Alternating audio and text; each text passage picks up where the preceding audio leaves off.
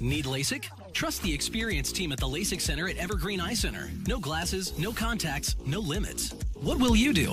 LASIK at evergreen.com. Yeah. Moving 92.5. Brooke and Jubal's second date update. You know, we do a lot of second date updates on this show, and we have people who email us for second date updates all the time. All the time. All the time. And some of those people become friends of the show because we get to know them because they've done more than one second date update. Uh-oh. Especially one person. Oh, no. Who emails us a lot. And I wouldn't even really consider her a friend of the show anymore. I kind of consider her more a family member almost. I'd like to introduce you to our friend, Hailstorm. What's up, Hailstorm? Hailstorm. What's up? Yeah. Girl, you haven't changed a bit, have you? She's back. Oh my God, never, you guys, never. Her name is Haley. She goes by Hailstorm. She's done a couple second date updates, even an Awkward Tuesday phone call, I think. And I realized it today, Hailstorm. I don't think of you as like a friend of the show. I think of you as like my wild little sister. Oh my God. Yeah, who I encourage to go out and get wild because I'm a good brother. That's not usually what brothers do, man. That's kind of gross. Don't ever ask me to like fight somebody for you because I will run the other direction. So, what's up today, Hailstorm? Oh my gosh, you guys. I had a crazy weekend and I need your help. Oh my God. So wait, Haley, why are you doing all these second date updates? Is your dating life that bad? No, I have dates all the time. It's just the ones that never call me back that like piss me off. Okay. And so you want to know why they're not calling you back? Exactly. What happened this crazy weekend, though? So I went to a Halloween party. It was a friend of a friend's house party. So I didn't really like know who was throwing it, but whatever, like I'll go. Yeah. Okay. And I dressed up because it was a Halloween party. So Okay. I was a naughty librarian. Oh, nice. Not very creative. Most librarians are actually naughty, so it's not even a costume. Okay, so naughty librarian, and I'm assuming you looked hot. Oh my gosh. Like the hottest girl at the party. Uh-huh. I had a cardigan, glasses, like the long skirt. My hair was pulled back in a bun. And I was carrying a dictionary. You're starting to sound just like kind of like the dowdy librarian by that description, Haley, not the naughty one. I make Dowdy look hot. Okay. All right. I can get behind that. All right. So how'd you meet the person that you want to call today? I was having some drinks, and, like, I couldn't even keep track of all the dudes that were hitting on me because it was just, like, all of them just flocking towards me. They were obsessed. It sounds like a fun night for you. Yeah. It sounds like a typical night for Hailstorm. Yeah. Oh, my gosh. I was crushing it. All right. So I'm, like, totally crushing it. And this one guy, James, he comes up to me, and he had the best pickup line. I just melted right then and there. What was it? He said, "Can I borrow your dictionary?" And I was like, "Why?" And he was like, "Because I want to see your picture under the word adorable." Oh, come on. Hailstorm. Haley. That didn't make you puke just a little bit. Oh my God, no. It was so cute. I was like, okay, sure. Oh my gosh. Well, maybe you guys are a match made in heaven then if you liked that. Yeah, fast forward like 35 minutes later, we're upstairs hooking up. What? Okay. Nice. Haley, that All right. was quick work. Thank you. So, Haley, I mean, like, how was the hookup, I guess I should know first. Well, it was good. The thing is, there were these signs that said, like, don't go upstairs, no entry, blah, blah, blah. And Because you were at somebody's house and they didn't want people partying there and ruining their upstairs. don't have a party if you don't want the consequences of a party. Like, Yep. right? I'm with you on that one, actually. Any kind of party, you have to know somebody is going to mess around in your bed at some point. Right, exactly. So we're up there, and it's so hot because we're in costume. So we're just, like, being our characters. So I was, like, being a librarian, being like, shh, shh, shh, be quiet, you know? No, this isn't while you guys were doing stuff. This is before, maybe when. This is, like, while we're doing stuff. We were, like, already. Wait, Really role play. wait, but we haven't heard. What was he dressed as? He was a pirate. Oh, Okay, so okay. A and lot of pirates, booty. yeah, they don't respect the rules of the library at all. No, they it was, like, don't. So hot. Okay. What happened after everything? So we're getting pretty hot and heavy, and then all of a sudden, the door swings open, and the host and the hostess are standing there, pissed. Yeah. That's always an awkward way to get caught, especially when you're with a pirate and you're a librarian. Exactly. So I snatched up my clothes and scooted on out of there because it was super awkward, and I was like, I don't even know you people, like, whatever. Oh, that's Yeah, right. right. I forgot you didn't know them, huh? No, I didn't know them. And, my friend is, pretty pissed at me for doing this, but whatever. Who cares? Yeah. So wait, what did he do? What happened to James the pirate? Okay, so here's the thing. I saw him go outside, and I was like, oh, I'll just, go out there and find him. So I, went outside, and I was looking for him, and I kept asking strangers, hey, have you seen my pirate? There's this pirate around here somewhere. And everybody acted like I was crazy and whatever. So I texted him, and I haven't heard anything back. Nothing. And do you have any idea why he might not be calling you back? I have no idea. So wait, hold on, though, Haley. I mean, I'm all for if you want to go hook up at a Halloween party as a naughty librarian, good for you. But why are you expecting more out of that? One, why wouldn't he want to be with me? And two, he didn't get to finish. Yeah, that's right. You got interrupted. Okay, well, Yeah. Hailstorm, I you don't know. do things halfway. No. Okay, I want to do it all the way or Okay. not at all. Gotcha. Okay, we can tell that All right. about you, Haley. Well, we'll play a song, Haley. You know how it works. We'll play a song, come back, and then call him and get your second date update, okay? Sounds good. Hailstorm out. I forgot you say that all the time. All right. Hang on, Haley. Moving 92.5. Brooke and Jubal in the mornings. Second date update. Oh, Halloween parties. I feel like there's a lot of people that are in the same position this morning as Hailstorm. Wondering why the person they hooked up with at a Halloween party isn't calling them back. And if you're just joining us, Hailstorm is on the phone. Her real name is Haley, but she goes by Hailstorm. She's been on a few second date updates before and even an Awkward Tuesday phone call. She met a dude at a Halloween party. She was dressed as a naughty librarian. He was dressed up as a dirty pirate, and then they hooked up. And they got busted in the middle of the act by the people who were hosting the party. And then she ran out and hasn't heard from him since. So we're about to get him on the phone and find out why he's not calling her back. Hailstorm? Yeah, baby. Yep. I normally ask people, are you ready to go? But I already know you're ready, right? Haley. Oh, so ready. Oh, Haley, you only talked to this guy for 35 minutes before you guys hooked up. Mm-hmm. I mean, he's probably not calling you back because he actually doesn't know you at all. Trust me, from what we were doing, he definitely knows me well enough to call me back. Okay. All right. All right, Haley. I wonder why he's not, because you guys didn't even get to finish what you were doing. Because you got in trouble. Don't remind me. Okay. Well, we'll see if we can get you a do-over. I'm going to dial his phone number right now, okay? Okay, thanks. Yep.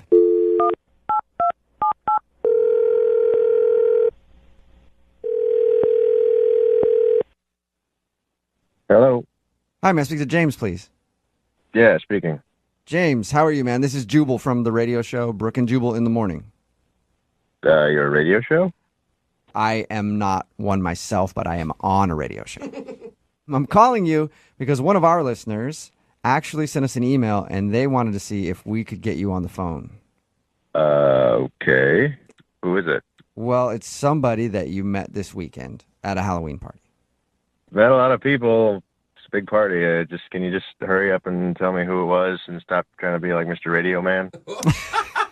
I would love to do that. I like your new title, though. Yeah, I do. Mr. Radio Man. I like it. Thank you, James. Appreciate it. I'm going to guess that you remember her because you guys hooked up.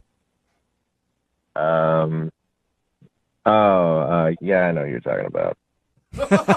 All right. Well, we do a segment on our show called the Second Date Update. That's where if you go out on a date with somebody or hook up with somebody at a Halloween party and that person doesn't call you back, you can email us and we'll get them on the phone and ask what happened. So Haley, she wants to know why you won't answer any of her text messages. What do you mean, why? She's taken.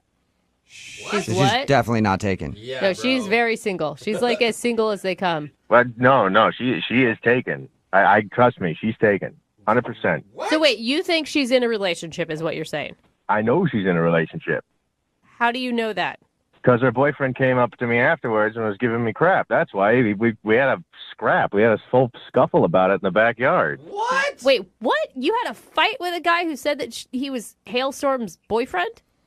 I don't know, the hailstorm, whatever that is. But yeah, after I went downstairs and I had a fight with a guy in the backyard dressed like the Incredible Hulk. You were dressed like a pirate, and you almost had to fight the Incredible Hulk. Whoa. No, I did fight the Incredible Hulk. Oh, That's the thing. dude. He started swinging at me. Okay, this sounds like a bad memory for you. I think this is a really cool memory. Sounds like a cool movie. Sounds like something cool that happened. Yeah, seriously, I want to see it in theaters. Okay, I know you guys are amazed at the costumes, but like Haley is a person that calls into our show every so often, and although she's wild, a little wild child, I get that, but like she doesn't have a boyfriend. Like there's no way she has a boyfriend.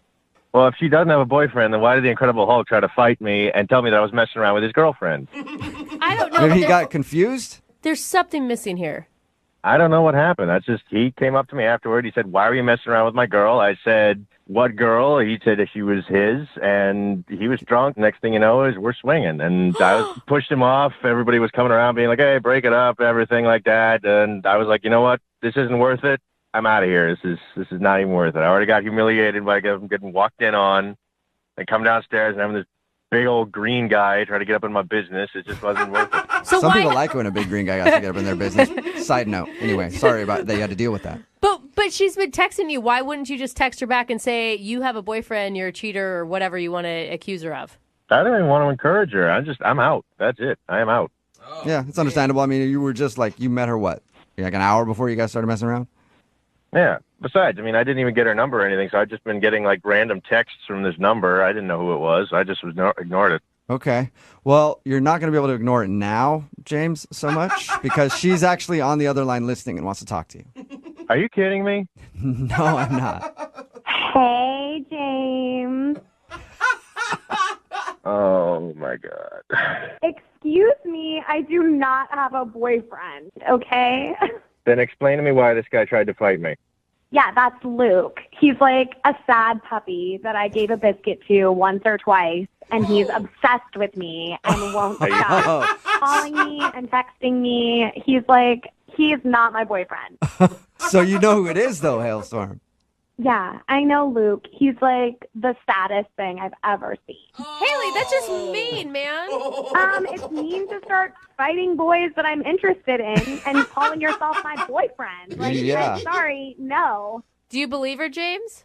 I don't know what to believe, honestly. Like, I met this amazing girl, and then the Incredible Hulk's coming after me, and now I'm getting punked on a radio station. I don't know what's going on. There's a lot going on in your life right now. Yeah, it's kind of hectic. Oh, but you did think that she was amazing. Yeah, I heard you say that. I thought you were cool. I mean, I didn't really know you that well, but I would have liked to, and I thought you were cool. Excuse me, you just said amazing. You used the word amazing to describe me, which, guys, I know we haven't met because we only talk on the radio, but, like, I am amazing. I've never doubted you, Hailstorm. I've always known that about You you. have cornered the market in self-confidence. That's for sure, girlfriend. Thank you. Thank So, you. Hailstorm, do you know that this Luke dude thinks you're his girlfriend? Like, do you know this? No, I had no idea. He's just doing this so that I'll reach out to him and talk to him. I've been ghosting him for a while, and he's following me around. I didn't even know he would be at that party. Ugh. Wait, was he your boyfriend and then you ghosted him and that's how you No. broke up with him? Are you No. sure, Haley? No, we're talking about a guy I hooked up with one time, okay? He is nothing to me. We need to be focusing on me and James and the hot time we had last Saturday because I need to get back in that saddle. You know what I'm saying? James, are you still there? Yeah, I'm still here. What do you think? Yeah. I think there's a lot of drama going on.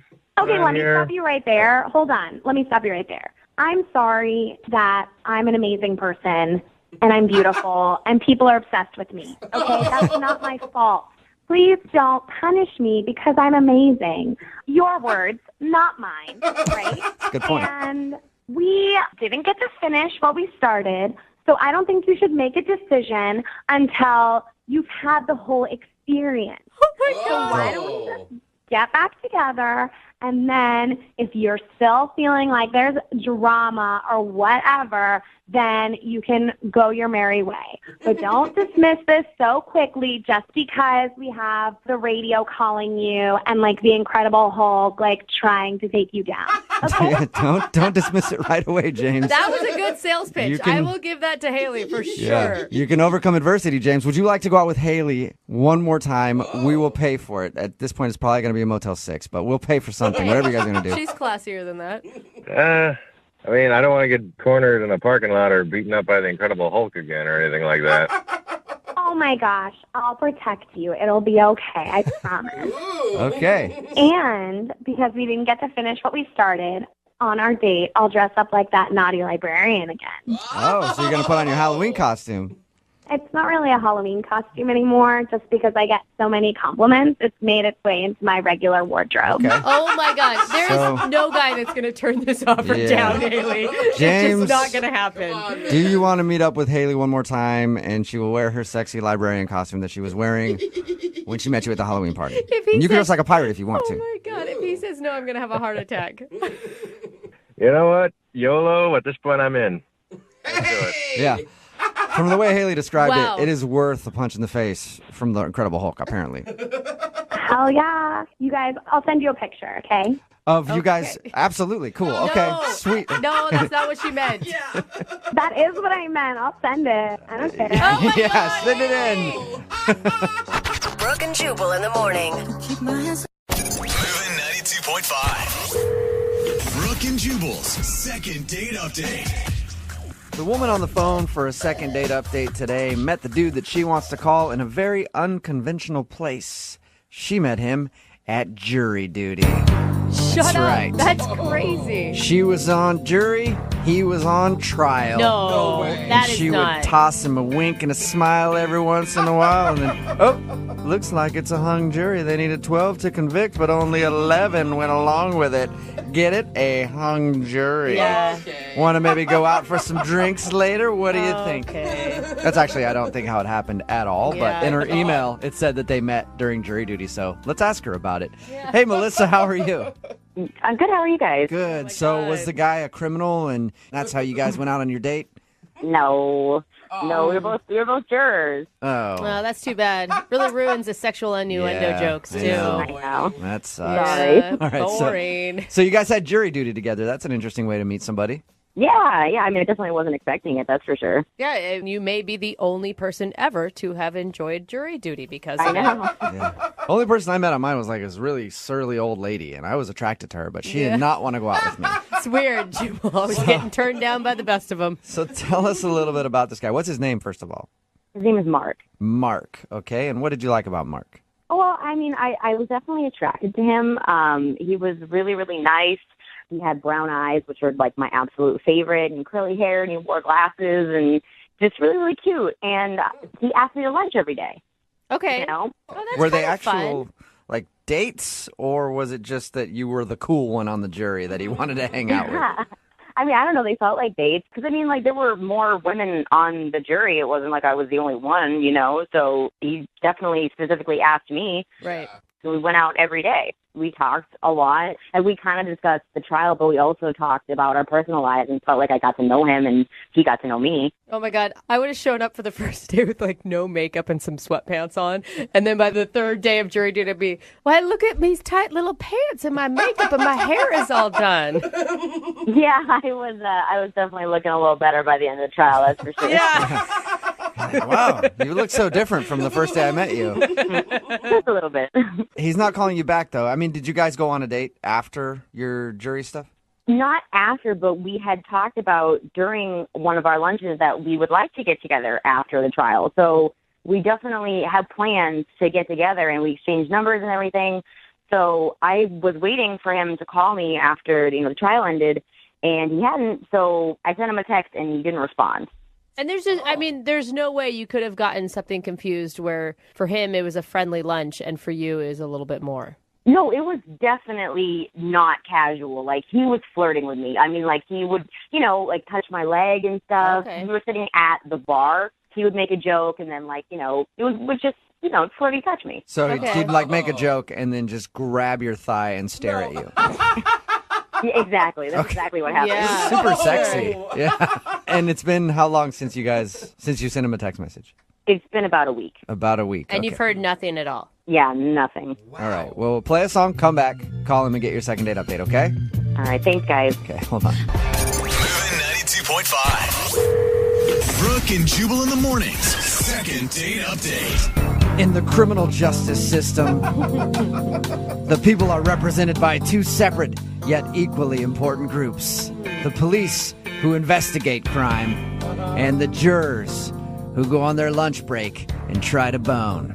Yeah. These yours. are their stories. Welcome to another edition of Law and Order Second Date Update Unit, starring Melissa and Mark.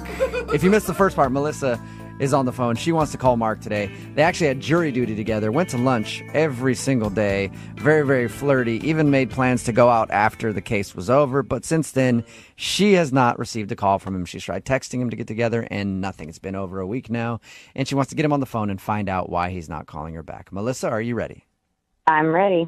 And you didn't notice anything on any of your lunch dates with him that maybe, I don't know, changed the atmosphere between you two? No, I don't think so. I mean, the only thing, I said that I liked unicorns and rainbows, but I don't think that would have, I don't know. I don't think that would have been like. But you don't think a deal unicorns? breaker. You don't think unicorns are real or anything, right? No. Okay.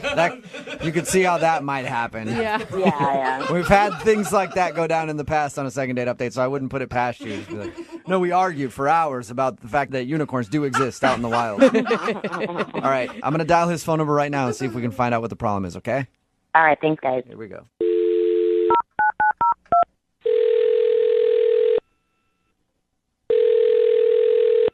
Hello? Hi, I was looking for Mark. I'm speaking. Is this Mark who served jury duty just about a week ago? Yes. Awesome. I'm from the district attorney's office, and I need to speak with you about something. I don't think you could say that. What's going on? My name is actually Jubal from Brooke and Jubal in the Morning, the radio show. Okay. Close to the same thing. What is this? What's happening? Well, it's a segment that we do on our show called the Second Date Update, and one of our listeners actually emailed us to get a hold of you. Her name is Melissa, and you two had jury duty together. Yeah. You we did. Yep, and you guys went to lunch like every day that you had jury duty, right? Yeah, why do you know that?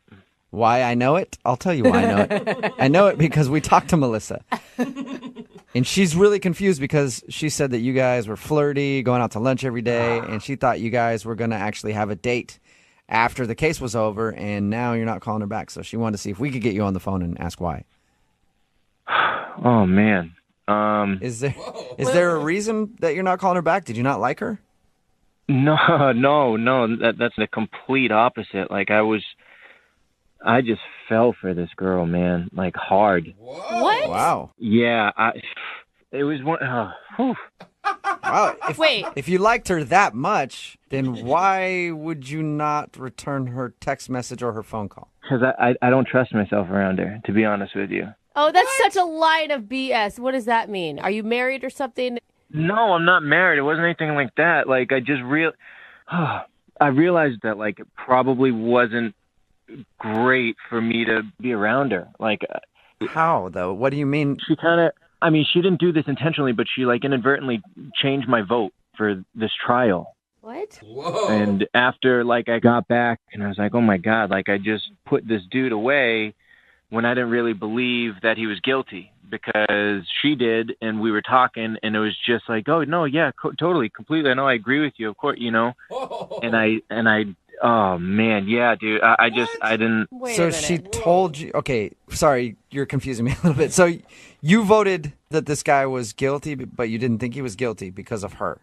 Yeah, I can't really explain it, to be honest with you. I mean, she's so beautiful, my God, and she's so smart. I feel like I would do anything for her. And that terrifies me. Man, that Usually that's a good thing. Yeah, where that's people are like, Man, you're amazing. I would do anything for you, but you feel like... Listen, if she can convince me to convict an innocent dude, what else could she convince me of, you know? Oh, I'm sure that guy would be totally understanding. Like, hey, listen, I had the hots for this girl. Don't worry. Sorry about that whole locked up thing. And I didn't call her. Yeah, sorry, buddy. It was love. Happy 5 to 10. I feel so incredibly guilty about the whole thing. I mean, this girl is amazing. If you talk to her, just please tell her there's nothing that she did. There's not I don't even have to tell her that. You can. I told you I don't want to talk to her. No, I mean that she's on the other line listening right now and wants to talk to you. So Are you serious? Yeah, you've actually already kind of told her what the problem is. Really, Mark? Of all the things, that's the reason? Oh my, this is so awkward. I didn't force you to vote one way or the other. You just asked me my opinion, and I gave it to you. I don't understand how that can make you feel like you don't want to see me again. I know you didn't try and do anything. I know, but based on what you're saying, you convinced me to change my vote, and I changed my vote, and it's like this guy is behind bars now, and if I saw your face again, it would just make me think back to that moment, and I would feel like I put an innocent man behind bars because of you, and I just couldn't deal with that. Wow. What? It's not even like a big case. I mean, it's not, he'll be in jail for a month. It wasn't like the sentence was that harsh. It's not like you sentenced somebody to death. Melissa obviously thought he was guilty. So, I mean, there's the other side of the argument, too. It doesn't matter. It's already said and done. It's over, you know? And, like, this guy's behind bars right now who knows what's happening to him in there because of me, and I can't deal with... No, I can't deal with that guilt. He's probably in like a minimum security prison. I mean, he's probably like in county downtown. He'll probably be out in about an hour for, overpopulation. Like, I'm sure it's not that bad. That doesn't matter. There's a guy behind bars because of me. And 10 other people. There were 10 other people. It's not just you. I was the deciding vote. I had a vote on this man's life, and I screwed it up. This man's life. Melissa, are you still attracted to Mark after all this? I think I'd prefer someone with more of a backbone, to be totally honest. Oh. Yeah, you seem like kind of a pushover, Mark. That's what I'm saying. I can't be around her. I know that. Okay. So you don't want to be around her because you have no backbone and you would never be able to stand up for yourself. Normally I am. I'm a strong-willed person with a strong backbone, but even just hearing her voice, I turn into a jellyfish. Well, okay. Hey, Mark, I need somebody to pick up my dry cleaning. Can you do that for me? Oh, no. Yeah, I don't want to, but I probably would. In that case, Mark, would you like to go out on another date with Melissa? We will pay for a second date. I mean, yes and no. Yes and no. I guess the decision is all Melissa at this point. Melissa, do you want to go out with Mark again? It's your call. Say no for his sake. Yes, but I want him to pay for it, not you guys. Dude, Melissa, I feel like you're going to use your powers for evil. Yeah. Harness Well, them now for that good. I know I have them, I must. Oh, I'll do whatever you want. Let's just get this over with then. Oh my God. Wait, are you saying you'll go out with Melissa again? I have no choice. Okay, and Melissa, you actually do want to go out with him again? I need to make sure. Yeah. I've never been put in this position before. Yeah, I'd love to. Well, Oh my God. congratulations, Melissa. You got yourself a second date Oh, man. Woohoo! and an indentured servant for life, I think. Oh, what have I done? Oh my God. Brooke and Jubal in the morning. Got a text in at 78592 that says, I don't know what kind of mind control powers Melissa has, but I will do anything for her as well. It's Brooke and Jubal in the morning talking about today's second date update. Melissa wanted to call a guy named Mark. They've actually served jury duty together, and she was wondering why he wasn't calling back. They enjoyed their time together. They agreed to go out on a date, but we got him on the phone and found out the reason he wasn't calling back was because Melissa controls him and his every move. He said that he didn't want to vote guilty for the guy that was on trial, but because she thought the guy was guilty, he voted guilty. And she didn't ask him to vote guilty. No. He just did it, and then he assumed that means that everything Melissa would ever ask him to do, he would do it. He had no backbone when it came to her, so he didn't want to see her again just to try to preserve himself because he knows that he can't control himself. No matter what Melissa wants, he will do it.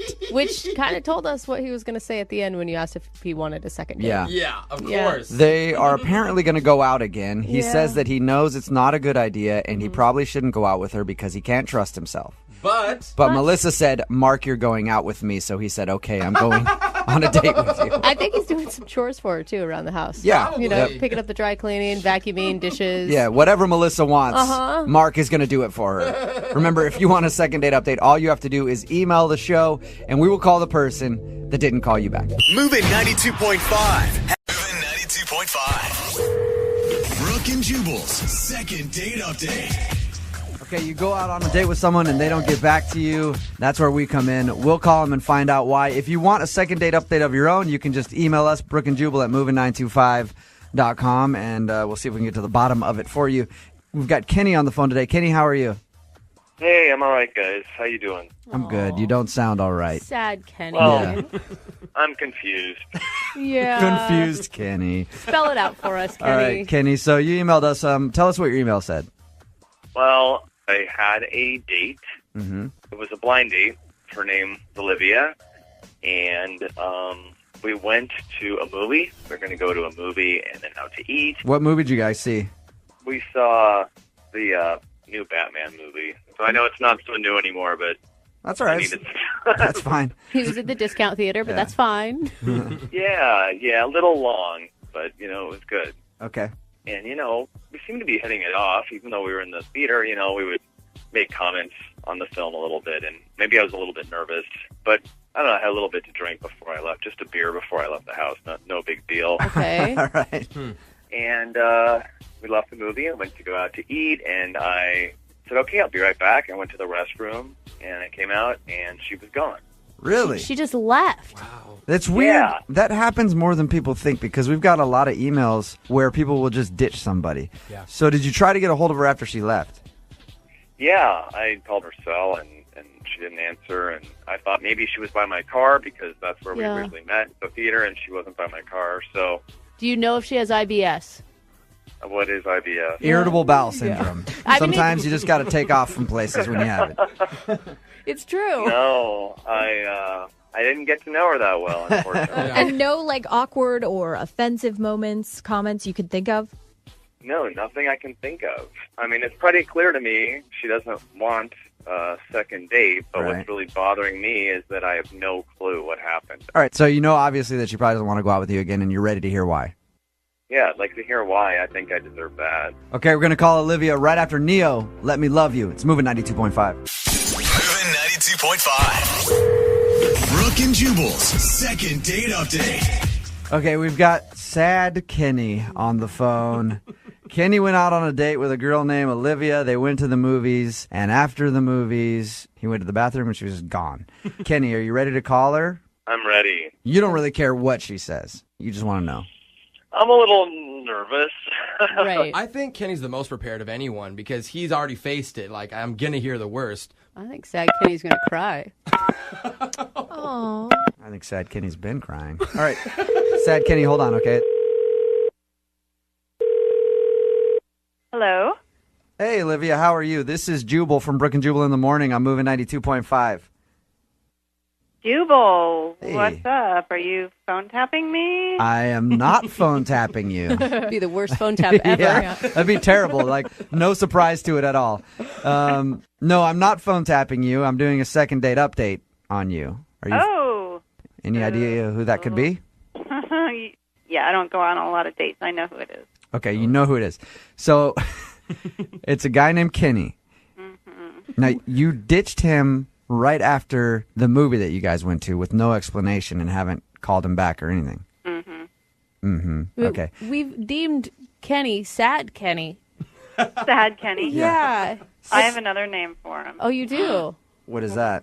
Drunk Kenny. Oh. All right. He did say that he had a beer before you went to the movies. Was he drunk on your date? Yeah. How drunk? Well, I didn't do a blood test on him, but, I mean, he was definitely intoxicated. I could smell it. He slurred some of his words. Ooh, that's bad. And the reason why I just bailed without saying anything, which I would never do, he goes, well, let me go use the bathroom. And I walk around the corner, and I see him peeing in the parking garage. No way. Yeah, seriously. And I don't know if he's, like, too drunk to remember. Kenny is on the phone. Kenny? Yeah. Do you remember peeing in the parking lot?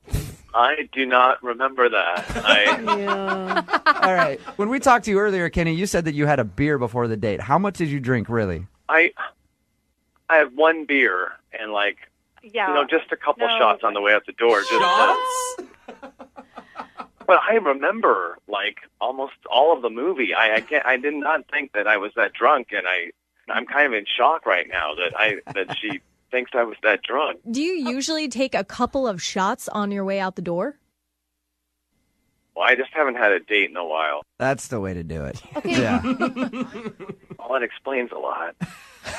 What do you mean? What else does it explain? I mean, I just remember when I first came out, I don't know. I can hold a lot more than that. I'm surprised it shows that much. So, Olivia, if you listen to that, don't worry. Kenny can get a lot drunker if you want him to. Yeah. Can anyone hold Olivia partially responsible for letting this dude drive home, though? Why didn't you offer him a ride? Yeah. Oh. Yeah, I was hammered. You should have known better, Olivia. Let's turn this all back around on you. I'm just saying, there's got to be, It wasn't like, listen, it was more like turned off by the fact that he showed up drunk and then he was peeing in the garage. And I think I didn't even think about that. Okay. Yeah. All right, Kenny, well, there's your answer. Does that Can I ask her if she'd want to try again under different circumstances, like a daytime tea date or something? Tea? You certainly can. At the end of these, we say we'll pay for your second date if you're interested. So, Kenny, go ahead and ask her out.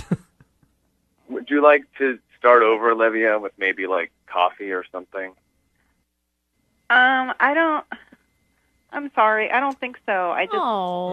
That's a big deal to me. Like somebody who drinks a lot. I just can't do it. What are you, charity church mouse over here? Hey, I understand her point. Yeah, because you're a vegan who doesn't drink and didn't have sex until you were 24. Brooke just wants every single one of these to go out on a second date. Have you noticed that? Every time we do one, no matter how bad it is, she's always like, oh. No matter the red flags that are there. I mean, it's just not cool for me. So you don't want a second date then with Kenny? No. You realize that's going to drive him to drink even more now. Brooke and Jubal in the morning. Are you single and feeling out of the loop? Put away that mouse and get out of the house. Join In the Loop, Seattle's brand new activities club just for singles. Go to intheloopsingles.com today. Moving 92.5. Brooke and Jubal's second date update. The girl that's on the phone to do a second date update today actually got stood up completely for her first date, but she feels like it might be her fault. Really? Yeah, normally when somebody gets stood up, they're angry at the other person. They're like, I just want to get them on the phone so I can yell at them. Yeah. But she feels like she might have actually screwed up and maybe understands why this guy didn't show up for her date. Amy, how are you? Hi, guys. I'm okay. First of all, did he just stand you up completely? Yeah, I mean, that's pretty much it. I waited at the bar and waited, and I never saw anyone. I didn't hear from him. That's like the worst feeling ever. How long did you wait?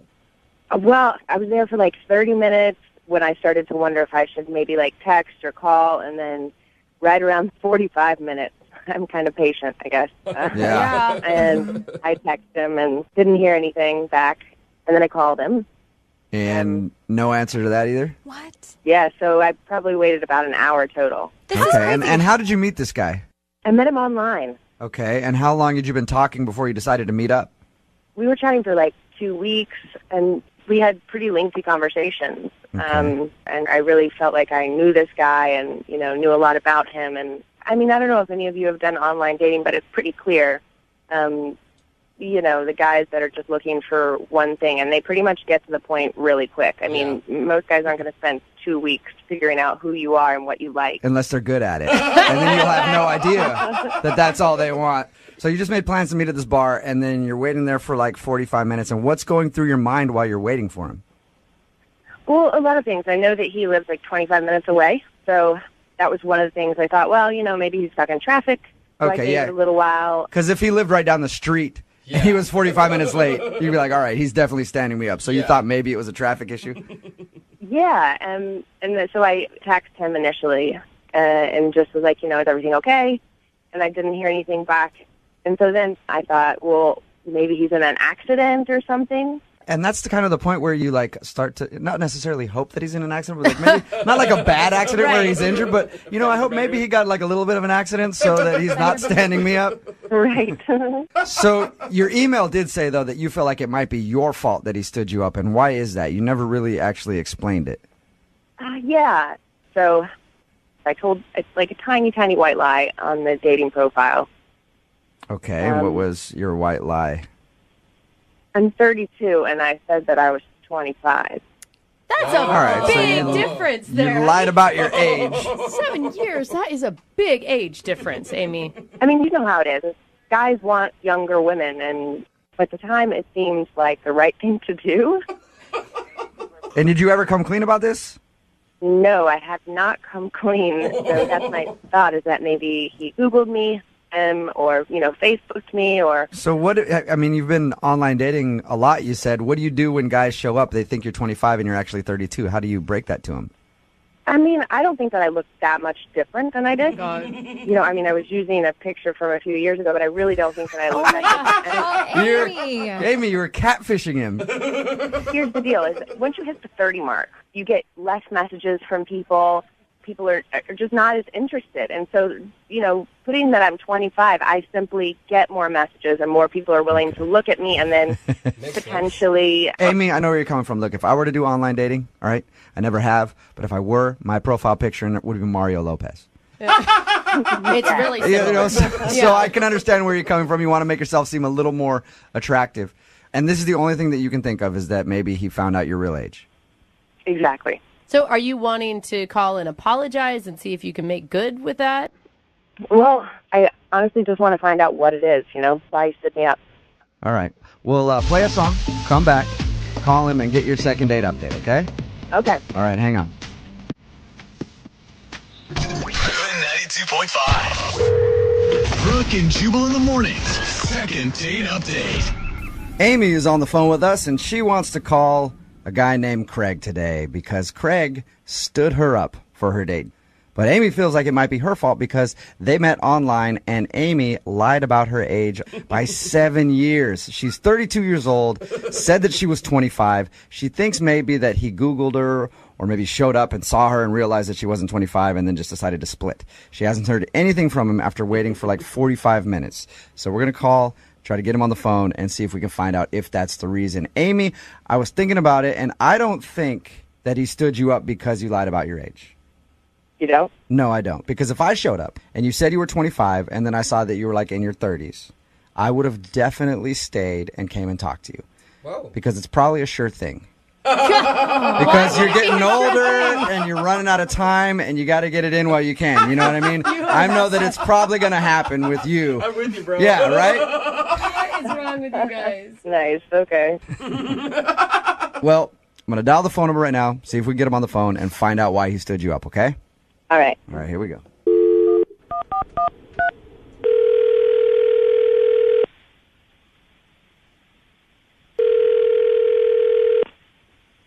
Hello. Hi, can I speak to Craig, please? This is Craig. Hey, Craig, how are you? This is Jubal from Brooke and Jubal in the morning. Who? Sorry? Jubal from Brooke and Jubal in the morning, the radio show. Hi. Hi, how are you? Fine. Sorry, why are you calling? I'm calling because you recently sort of went out on a date with a listener of ours, and they wanted us to get a hold of you. Oh. And I say sort of went out on a date because you never actually showed up to the date. You're talking about Amy? Yes. I am talking about Amy. She emailed us and told us that you guys have been talking online and made plans to meet up at a bar, and then you no-showed.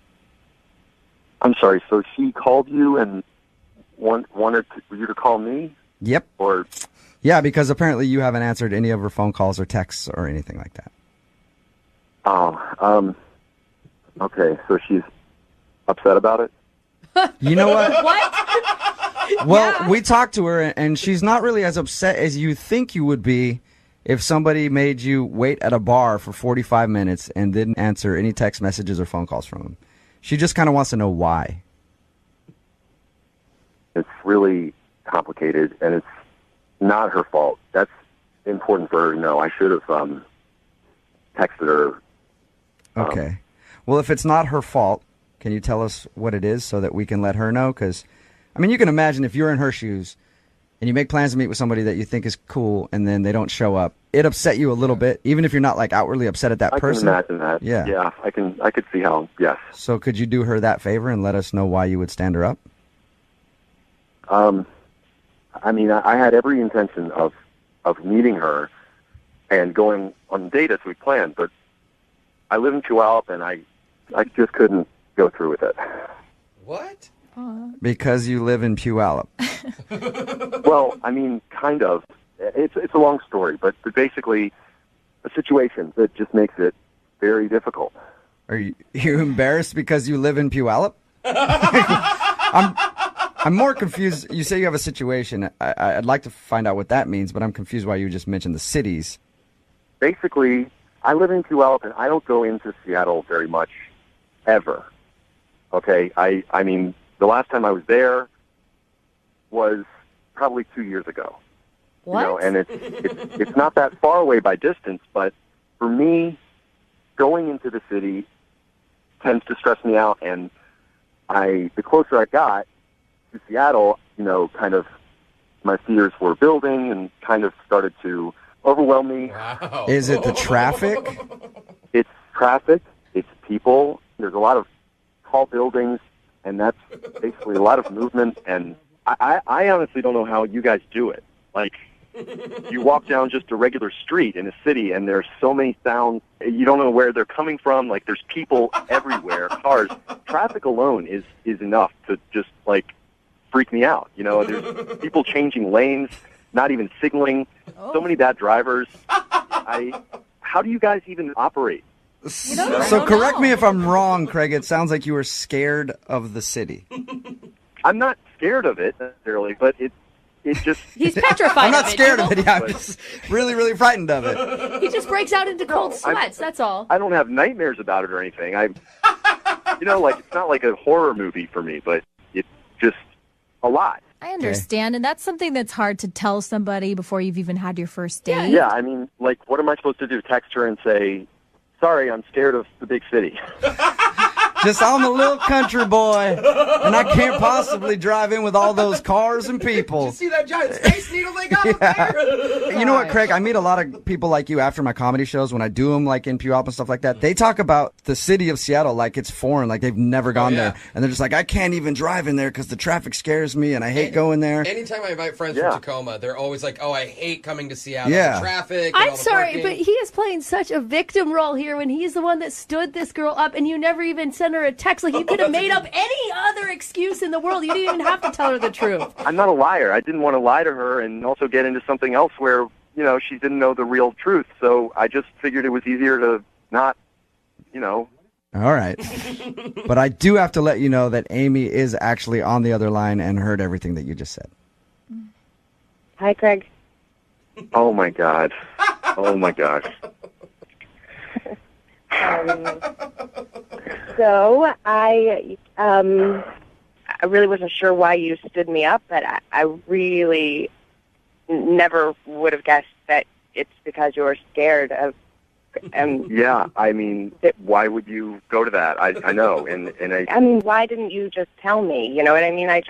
I waited there, and then I spent this whole time wondering, what did I do to make you stand me up? Because I really liked you, and all you had to do was, you know, answer my text message or answer my phone call. I know. I just didn't know how to tell you. And yeah, Craig. I mean, listen, Craig.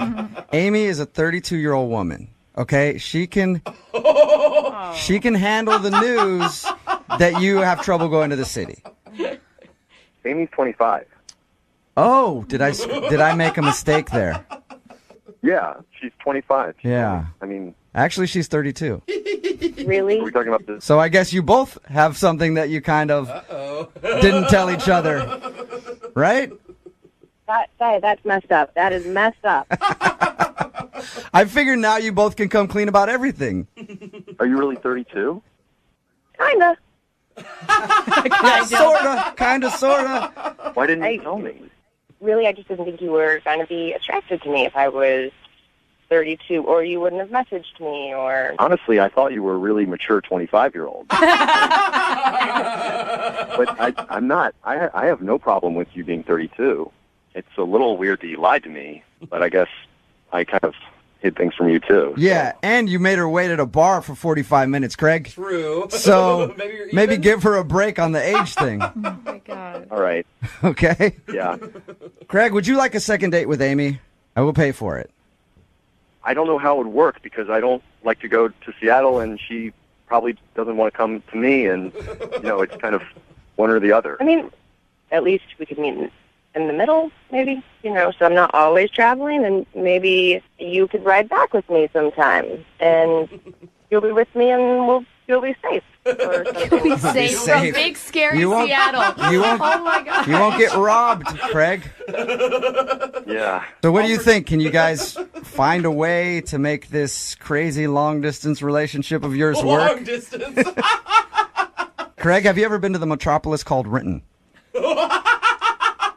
Yes. Yes, you have. Okay, so you know where that is. What if we have you guys meet there? That should be fine. Okay. I can deal with that, yeah.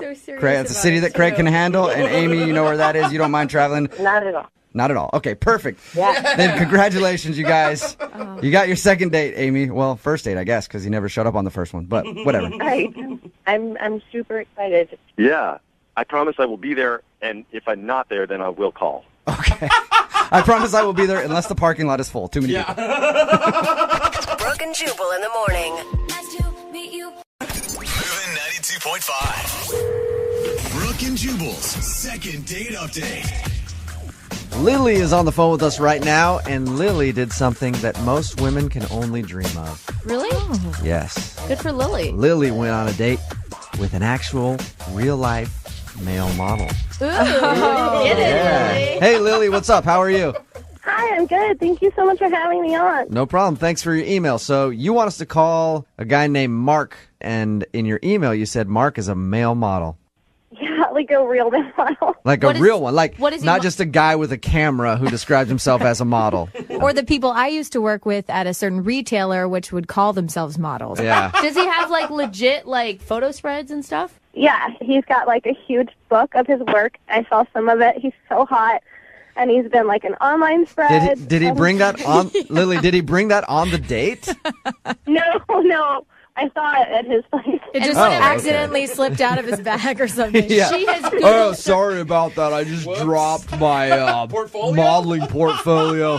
Oh, weird. It like opened up to the one where I was doing like a firefighter spread. I don't even like the way my abs look in that one anyway. Let's move on to another one. So you said you saw it at his house.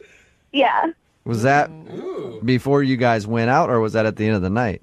that was at the end of the night. Oh, Lily, Nice, this Lily. is a good date. Where did you meet him again? I met him through a work friend. She was like, "You should meet my friend. He's so cute." All right. So we know how the date ended, obviously. Mm-hmm. How did the rest of the date go? What did you guys actually do? It was so good. We went to this like dinner and we talked, and he's like so hot. His biceps are like the size of cantaloupes. Lily, was there? I mean, did you have a connection with him besides a physical attraction? No, we did. Like, we talked a lot about stuff. He was just, like, really polite and, like, asked me questions about myself and, like, seemed like he was listening. Did he only eat a salad because he couldn't take in that many calories? He had salmon. Perfect. He was just so sweet. And he told me about his childhood dog and how he, like, misses her all the time because he doesn't see her. And I thought that was really cute. Oh, gosh. It sounds like Mark could have said anything to you, and you would have thought he was just adorable. I don't want to say yes to that, but he's I'm right. really hot. Yeah, but he's really hot. And, like, he's really smart. He went to college. like finished college, and then he's like finished, and he's so cute and funny. So he's the full package. He's so smart. He's a male model, and he also is intelligent. Yeah, can you believe it? No, you can't. I really It's can't. hard. I've met a lot of male models. I've met a lot of models in general. Usually not the smartest people. I mean, they don't need to be. They get everything in life. But you ended up going back to his house, so I'm assuming the date went well.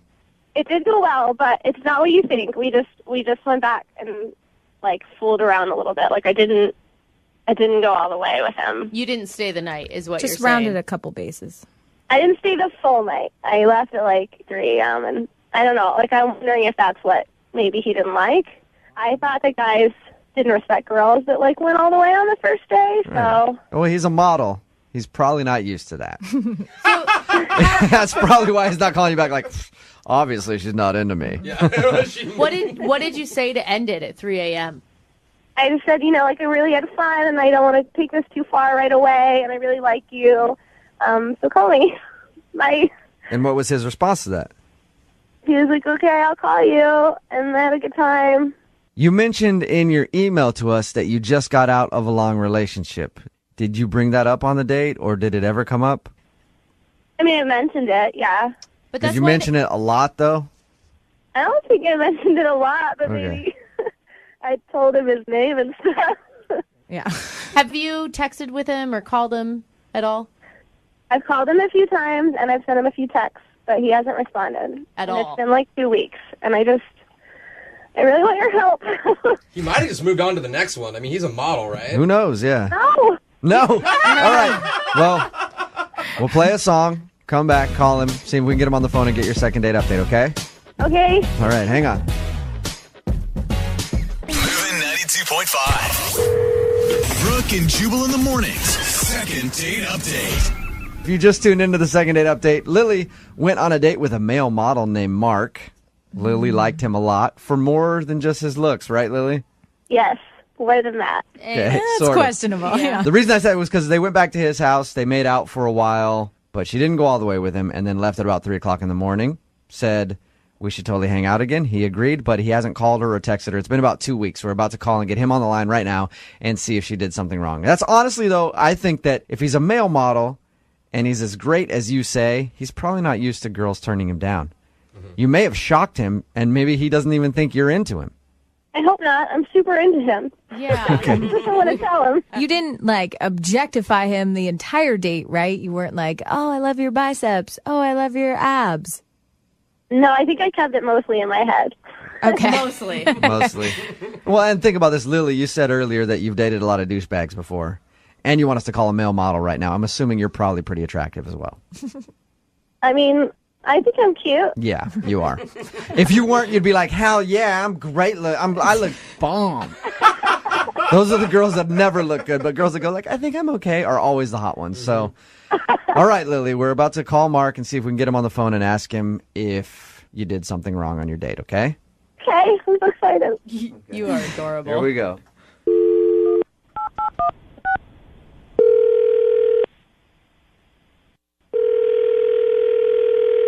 Hey, this is Mark. Hey, Mark, how are you? I'm okay. Who's this? This is Jubal from Brooke and Jubal in the morning. Am I on the radio right now? You are.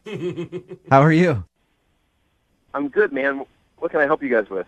Oh, we were just looking for a male model, and somebody gave me your number. We need some modeling work done for the radio station. You got a pen and a piece of paper? I can give you my agent's number. I prefer to go with. I prefer to call you directly because I need you to come in, take some photos with just me, and then let you know if you're the right guy for the job. Are you okay with that? Doesn't work like that. I have a website through my management company. If you want to go and Yeah. No, I've been. pictures, I'm sure you'll be happy with it. I've been to your website. I spent a lot of time on it, Mark, and I want to meet you. Now you're getting creepy. Hey, Mark, I'm actually calling you because you recently went on a date with one of our listeners, but you haven't been calling her back, and she wants a second date, and they wanted us to get a hold of you. Uh-huh. Her name is Lily. Look, I don't know. I don't really feel comfortable talking about it. You know what I mean? I want to be sensitive to her feelings and all that stuff. Yeah, but Lily wanted us to call you. So really, honestly, like, if it hurts her feelings, that's her bad. Look, I know exactly what I got going for me. and I know what my weaknesses are, okay? What your weaknesses are. The problem is that sometimes I go out with girls, they find out I'm a model, and they're just super into it. And that's not my thing, you know what I mean? Like, you got to be able to roll with me and just be okay with the fact that, like, I'm a really good-looking dude. It's just, you got to get over it. You know what, Mark? Hey, man, we are like brothers right now. I feel the same way all the time. It's just like, hey, you got to understand, right? Right, stop talking about it. We get it. You think that she's only into you because you're a model? From the second I told her that I was a model, she wanted to see pictures of me. She, like, the whole time we were at dinner, she was Googling me. Oh. Wait, Mark, she Googled you at the dinner table? Yeah. Yeah. That's weird. Did you tell her, Mark, were you honest with her? You're like, come on, that's not what this is about right now. Because she said really nice things about you, like about how smart you were and that you went to college. I know I'm a smart guy. I know I'm a good conversationalist. I know I'm really good looking. I know that girls like to think that, like, they're going to have this piece of candy on their arm. Sometimes it bothers me when girls get fixated on that. But Mark, if you weren't attracted to her, why did you bring her back to your house?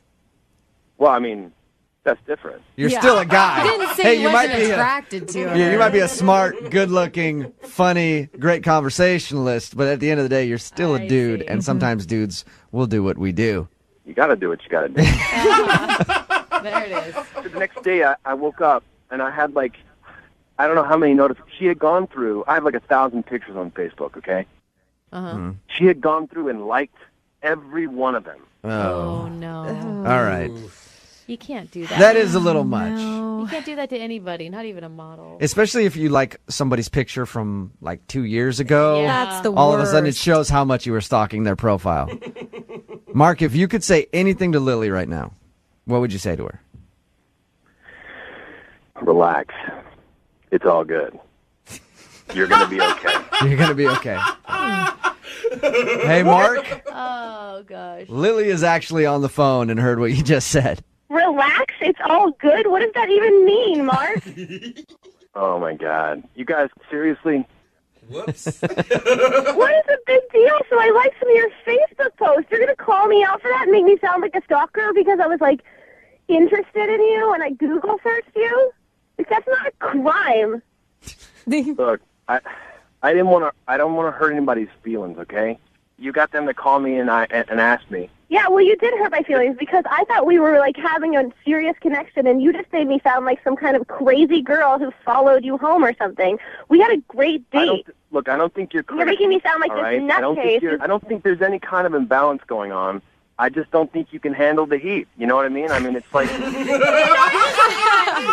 gotta be able to stand up to it. That is awesome, Mark. He's great, dude. Lily, can you handle the heat? Or was the heat too much for you? Get out of the kitchen. You're not too much for me. I'm sorry if I liked too much stuff, but me showing interest in your modeling is just me showing interest in what you've got going on, which is modeling. Okay, just come on. You were a little fixated on it. You got to be able to admit that. Well, you didn't exactly push me off of that, by the way. I asked you to model for me, and you, made your pecs do a little dance and flexed your biceps. So don't act like you're like, oh, I hate that you asked me to, show off my modeling stuff. You enjoy it. Of course I enjoy it. It's what I do. I'm good at it. Mark, let me ask you a question. Do you tend to fall for girls who don't really care about you as much or act like they don't care about what you do? No, man, they always care about me. Okay. So no matter what, you just think they're all too into you. All right, Mark. Lily, did Mark come off this arrogant I'm not arrogant. You guys misunderstand me. I'm just extremely confident. I know what I got. But Hey, Jubal, you want me to change your life, bro? Sure. Come out on a date with me, bro. Oh, maybe that's why you're not getting a call back, Lily. Mark, I'll absolutely go out with you. Hey, yeah, right? At least we made some kind of love connection today. I was about to ask if you'd go on a second date with Lily, Mark. I will pay for it. Now I'm not sure if I should do that because I kind of want to go out with you. But, Mark, will you go out with Lily again? We'll pay for a second date. I know Lily wants to go out with you again. Come on, Mark, please. She's begging you. Jeez. It'll be fun. Yeah, we'll keep it low-key, you know? What does keep it low key mean? We can go out, we can hook up, Okay. There it is. That's what it is. Lily, are you okay with that? Yep, I sure am. All right, well, we'll send you guys out somewhere. I don't know. I'll find a hotel off of Aurora. Oh, yeah, classy downtown to put you guys up in for the evening Nice and for your low-key. second date. Keep it nice and low key. Yeah. I got like $70. Well, congratulations. Thank you. Thanks, buddy. Thank you, Jubal. Yeah. Have a good one. Brooke and Jubal in the morning. Moving 92.5. Brooke and Jubal's second date update. The actual date that happened in today's second date update is probably one of the biggest train wrecks I've ever heard of. Really? Oh, no. Yeah. Lucas, I read your email, and it sounds like you had an awesome time with the girl that you want us to call today. Yeah, it wasn't. It definitely wasn't ideal. Oh, no. Explain to everybody what not ideal is. Was it the first part where the tears happened, or the rest of it where the funeral happened? No, stop. No, Stop. it wasn't a funeral. It was a cemetery. Oh, my bad. So, That's not better. Tell everybody about your date. First of all, how'd you meet this girl? I met Avery. Her name's Avery. I met her through a friend of a friend. Okay. Uh-huh. And I picked her up at her place, and she got in the car, and I could sort of tell. I mean, I don't really know her that well, but I could sort of tell that something wasn't right. So I asked her, are you okay? And she started crying right there. I mean, she was talking about she had something with her family, her parents, and she was really upset. At So, that point, Lucas, why didn't you just go, you know what? Maybe we'll do this date another time, and I'll take you back home so you can deal with whatever you got going on. I mean, I thought about it, but in that moment, I was just like, maybe she just needs someone to talk to. Thank All right. goodness. Or you saw a because- moment what? of weakness and you were like, yeah, all right. Get on the I know shoulder, how baby this is girl. going to end. You guys, he's just trying to be a nice guy. You can't drop a crying girl off at her house just to let her cry by herself. Yeah, she just seemed like she needed to get a lot of stuff off her chest, So what was Yeah. wrong? Did you figure out what was going on? I mean, just something with her parents. She had gotten in a big argument with them about, she said, her life choices, I guess. Whoa. And eventually the conversation got into her childhood, and Oh, gosh. it got pretty deep. Yeah, see, at that point, I think you should have maybe ended the date. But I can't even believe your next step. No. Lucas took her to a cemetery. What? Why? What? Why did you take a crying Well, girl look, to... okay, hold on. Because in my mind, I was thinking, we definitely can't go to a restaurant at this point. Yeah. Yeah. I mean, she was full-on ugly crying kind of Yeah. the circumstance. Good for you for sticking with it, though, Lucas. Lucas, it's impressive that you're even able to stick with it this Yeah. long. If that happened to me, 5 seconds, I'd be out, dude. God, you could at least take her to ice cream to cheer her up. How did you get to a cemetery, dude? I was like, we gotta go somewhere.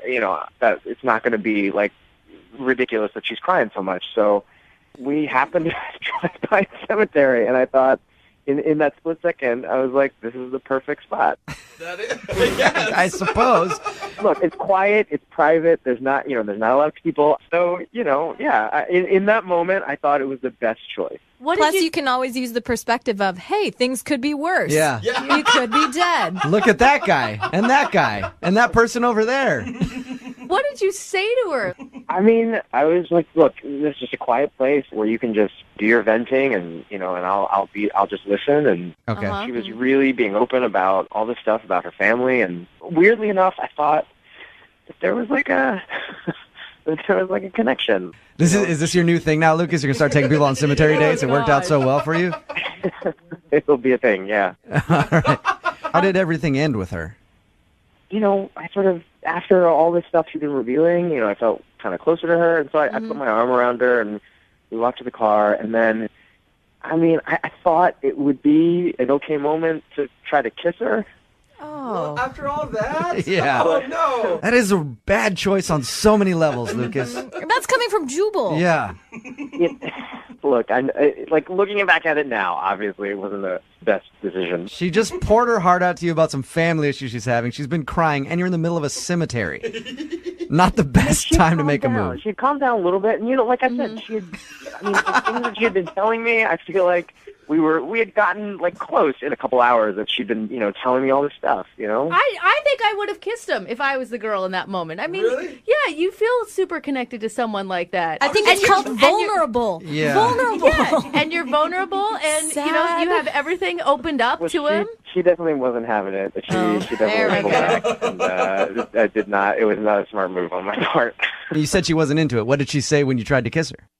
She sort of stepped back and was like, you want to kiss me in a cemetery? She basically just wanted to go home at that point. And you still want to call her for a second date update. Ballsy. Like I said, I felt by the end, even though, she wasn't receptive to the kiss, that there was some sort of connection there. Well, she obviously trusted you. She told you all that stuff about her like childhood and stuff. Or she's crazy. Well, we'll play a song, come back, call her, and get your second date update, okay? Great. Thanks, I'm guys. excited about this one. Moving 92.5. Brooke and Jubal in the mornings. Second date update. After the first date that you had, Lucas, I still can't believe that you want to call this girl and do a second date update. You're sure you want to go through with this? Yes, I'm definitely sure, yeah. If you missed the first part of the second date update, Lucas took this girl Avery out he met through friends. Soon as they started driving to go to dinner on their date, she broke down in tears because of some stuff that was going on with her family. That wasn't enough to scare Lucas away, so he decided, you know what, we can't go to dinner. This is going to be awkward now. I'm going to stop at the best place possible, a cemetery. Yeah. And walk around the cemetery and let her spill her guts there. I know is the only option you had, Lucas. And then when Lucas tried to kiss her at the end of the night, she pushed him away. I was like, you want to kiss me in a cemetery? I don't think so. I never asked you, Lucas, how many times have you tried to get a hold of her? It's been a week now. The text I sent, she just hasn't responded back to at all. Just nothing? She hasn't, apologized profusely and said, oh, my God, I came across as a crazy nut job. Let's do this again. No, I haven't heard from her at all. And honestly, you still find her super attractive. I do, yes, I do. Okay. Sometimes crazy can be hot. I'm not going to lie. Seriously, though. All right. All right, Lucas. Well, we're going to give her a call right now, see if we can get her on the phone, okay? All right, great.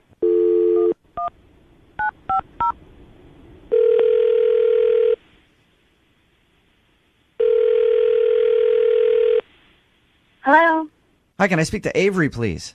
this is Avery. Hey, Avery, this is Jubal from Brooke and Jubal in the morning. I'm moving 92.5. How are you? You got a second? From where? Moving 92.5, Brooke and Jubal in the morning. We do a morning show from 6 to 10 every weekday. Okay. Why are you calling me? Well, I'm calling you because you recently went out on a date with a friend of the show, and he thinks that you're avoiding him and don't want to go out on another date with him, so he asked us to call you and find out if you did something wrong on your date. Oh, okay. I guarantee you remember this little date that you went on. It should be pretty memorable. I mean, not to be weird, but I've been on a couple dates recently. Can you tell me his name? What would be the only date that you went on to a cemetery? Oh, my gosh. It's Lucas. Oh. Did you not like Lucas? So he told you about the cemetery. How much did he tell you about this date? Oh. He just, kind of told us there was a weird moment after he picked you up where you were having some personal stuff going on and got kind of upset, and then he decided to stop at the only place that he could find where he thought you two could talk quietly, which was a cemetery. He did say that he tried to kiss you at the end of the evening, and you shunned his advances because it was weird to try to make out with you in a cemetery. Yeah. Is that what did it? I was going through a lot that day, as you know already, I guess. Mm-hmm. I mean, even though I was clearly, horrible and weird, he was really a little weird. I'm sorry, but... Really? He was the weird one in this whole thing? Yeah. Well, he said some stuff that I think he was trying to make me feel better, but it wasn't really working. Can you give us an example of something that he said? Well, I mean, did he tell you, what we did in the cemetery? He just said that you guys walked around and talked, and he kind of let you vent whatever you were feeling. There's more activities that you can do in a cemetery? I guess. I had no idea. Oh, no. No. I mean, that was it, but while we were walking around, he would occasionally, stop in front of headstones and be like, oh, isn't it sweet, all these husbands and wives buried together? Oh, gosh. Oh, that's creepy. That is super creepy. I thought it was going to be he stole the flowers and gave them to you, but that's even worse. Yeah. That happened too. Oh. He did that? What? No. He pulled a flower off a grave and handed it to me and said, "Here, this will cheer you up." And I was like, "This is a dead person's flower." And he said, "They won't miss it." I'm so confused on who to think is crazy. I know. This one. I just don't know. At first, I was like, Lucas, are you sure you want to call Avery? Now I'm like, these two are a perfect couple. Oh, my gosh. I mean, I know that he was trying, to lighten the mood, but we were in a cemetery. I was clearly having a meltdown. And his solution was to pull flowers off graves and say things like, "We'll all be dead soon, even your parents." Oh, wow. Okay. Well, up until that point, I was like, I have a history with my parents, Yeah. but I don't wish them dead. up until that point, I was like, all right, well, it's kind of cool. He's trying to lighten the mood and maybe help you laugh and get through your stuff. But then going like, hey, don't worry about anything you're having at home with your parents. They'll be dead soon. Oh, that's not That usually doesn't play well. No. Like I said, I totally will be the first to say that I was in a really bad space and probably should have canceled. But, ultimately I'm looking for a partner in life, and I don't think I want to be a partner with someone who's kind of weird. And maybe someone who's not already hoping that your parents die. Yeah, that could be a bonus. I should actually tell you that Lucas is on the other line right now and just heard your recap of the date. Oh, God, no. Hey, Avery. Oh, jeez. You poor thing. Look, I had no idea how to react. I mean, you were obviously really upset. So I was just trying to do anything to take your mind off of it or lighten the moment. I don't actually want your parents to be it dead. kind of took my mind off it, but not in the right direction. I didn't, I was improvising. I've never been in a situation like this before. So I was just trying to find any way that I could possibly get your mind off of things. That's all that was. I mean, you could kind of understand that, right, Avery? Well, I mean, I'm not saying that I was doing a good job on a date either. I was doing a very bad job for a date. But I feel like if this is your go-to response to say, "Oh, your parents will be dead soon," and you put flowers on graves, like that's bad. Look, that's a bad solution. It was obviously a terrible, bad attempt at a joke. But the only reason I said it was just to try to get your mind off of things, change the subject. I wasn't, not thinking that clearly either. It sounds to me like you two are perfect for each other. I'm not going to lie. It's an off day for both of you. It just maybe it was one of those days you should have turned the car around and had the date on a different day. Well, yeah, like I said, I should have called it off from the get-go. And I know that so many people encountering like a total meltdown would just run away, and I get that. And Lucas, I'm really grateful for you to just like sticking it out. And I mean, though you were kind of a idiot, I mean, I know it was a good intentioned idiot. See, at least Lucas was trying, and he liked you enough to try to get a second date with you on a radio That's the other thing show. that's kind of weirding me out, I'll be honest. Like, I wouldn't want a second date with me after that. I was awful. But Lucas still wants to go out with you. Yeah. Honestly, I just thought, you're being really honest, and I think you're still pretty great. I know it wasn't ideal this first time around, but I like you. Aww.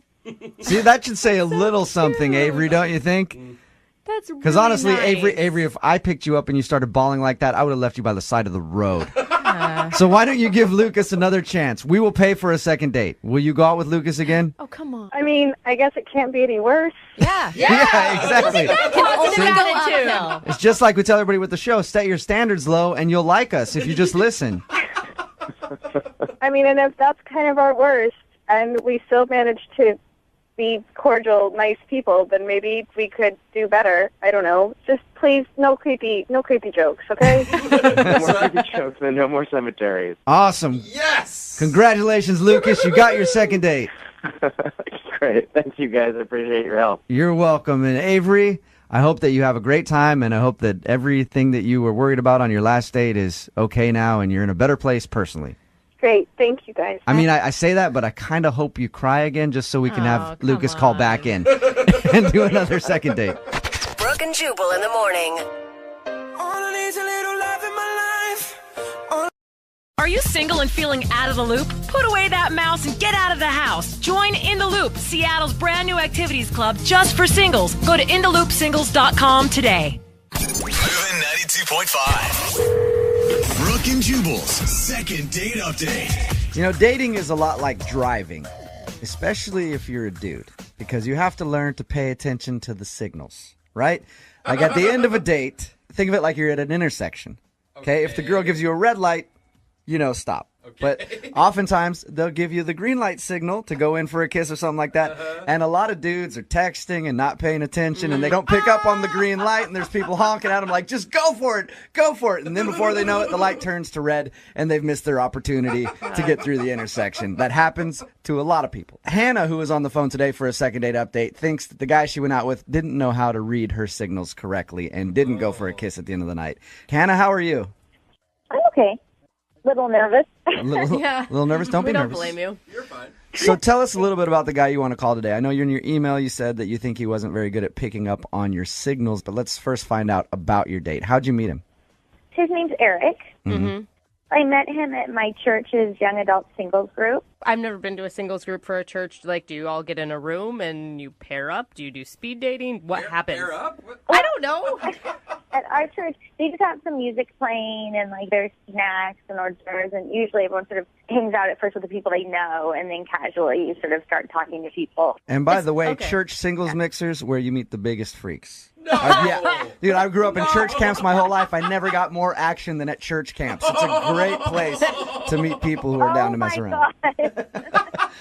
So how'd you meet Eric then when you were at the singles mixer? Well, he's friends with one of my best friends. So he came over and started talking to me, and, I thought he was cute. He's kind of, goofy looking, but I like that. He was sort of funny. It's important to me, too. So we just started talking. Did he seem nervous when you guys first met?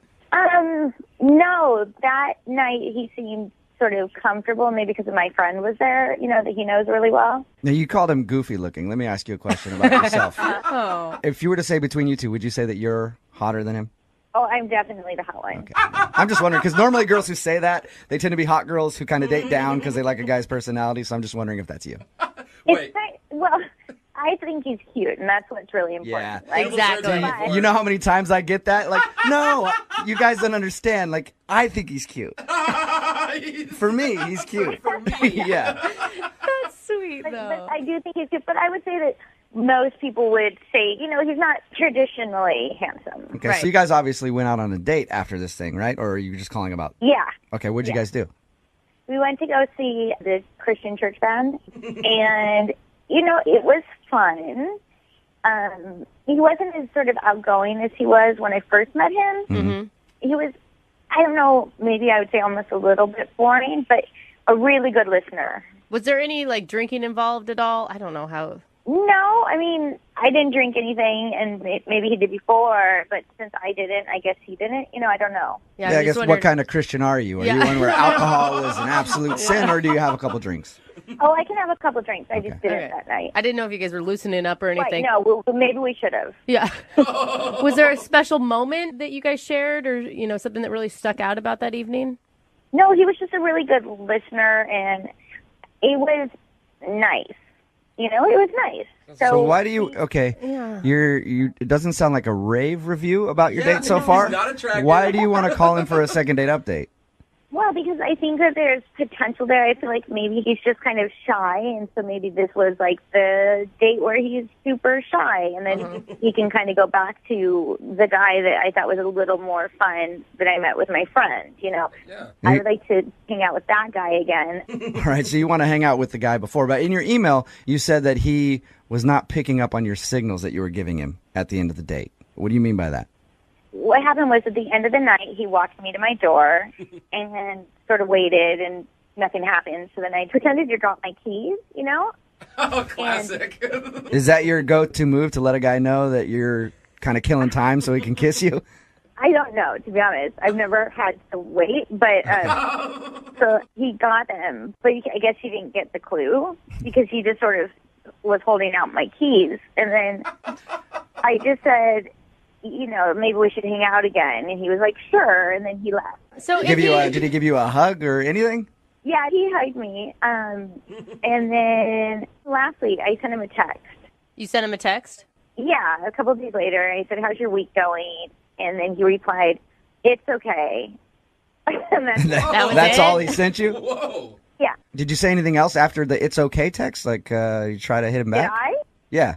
It's the last thing I heard from him, because then I thought, like, hey, wait a minute, I'm working too hard here, I want to see him, but... It sounds like to me like he may be just, like, really unexperienced dating. If you guys were to go out again, would you be okay being the person who made the first move? No. Okay. I think you may have to with this guy. I've been in that situation before where it's been at the end of a date and I know deep down that I should kiss somebody and then I don't. And then after that I'm like, I don't even know if I want to go out with her again because now I blew my chance. So, maybe he's feeling like that. I hope he doesn't think that, because I do like him. Okay, so when I get him on the phone for the second date update, do you want that to be the first thing that I say to him? Like, hey, man up and make out with Hannah already. Oh my gosh, no. Okay, well, we'll play a song, come back, call him, get him on the phone, and get your second date update, all right? Thank you. Okay, hang on. Moving 92.5. Brooke and Jubal in the mornings. Second date update. If you're just joining us for the second part of today's second date update, Hannah is on the phone with us. She wants to call a guy named Eric. They met at church in a young adults mixer, went out to a concert, and then after the concert, there was an awkward moment where he dropped her off, walked her to her door.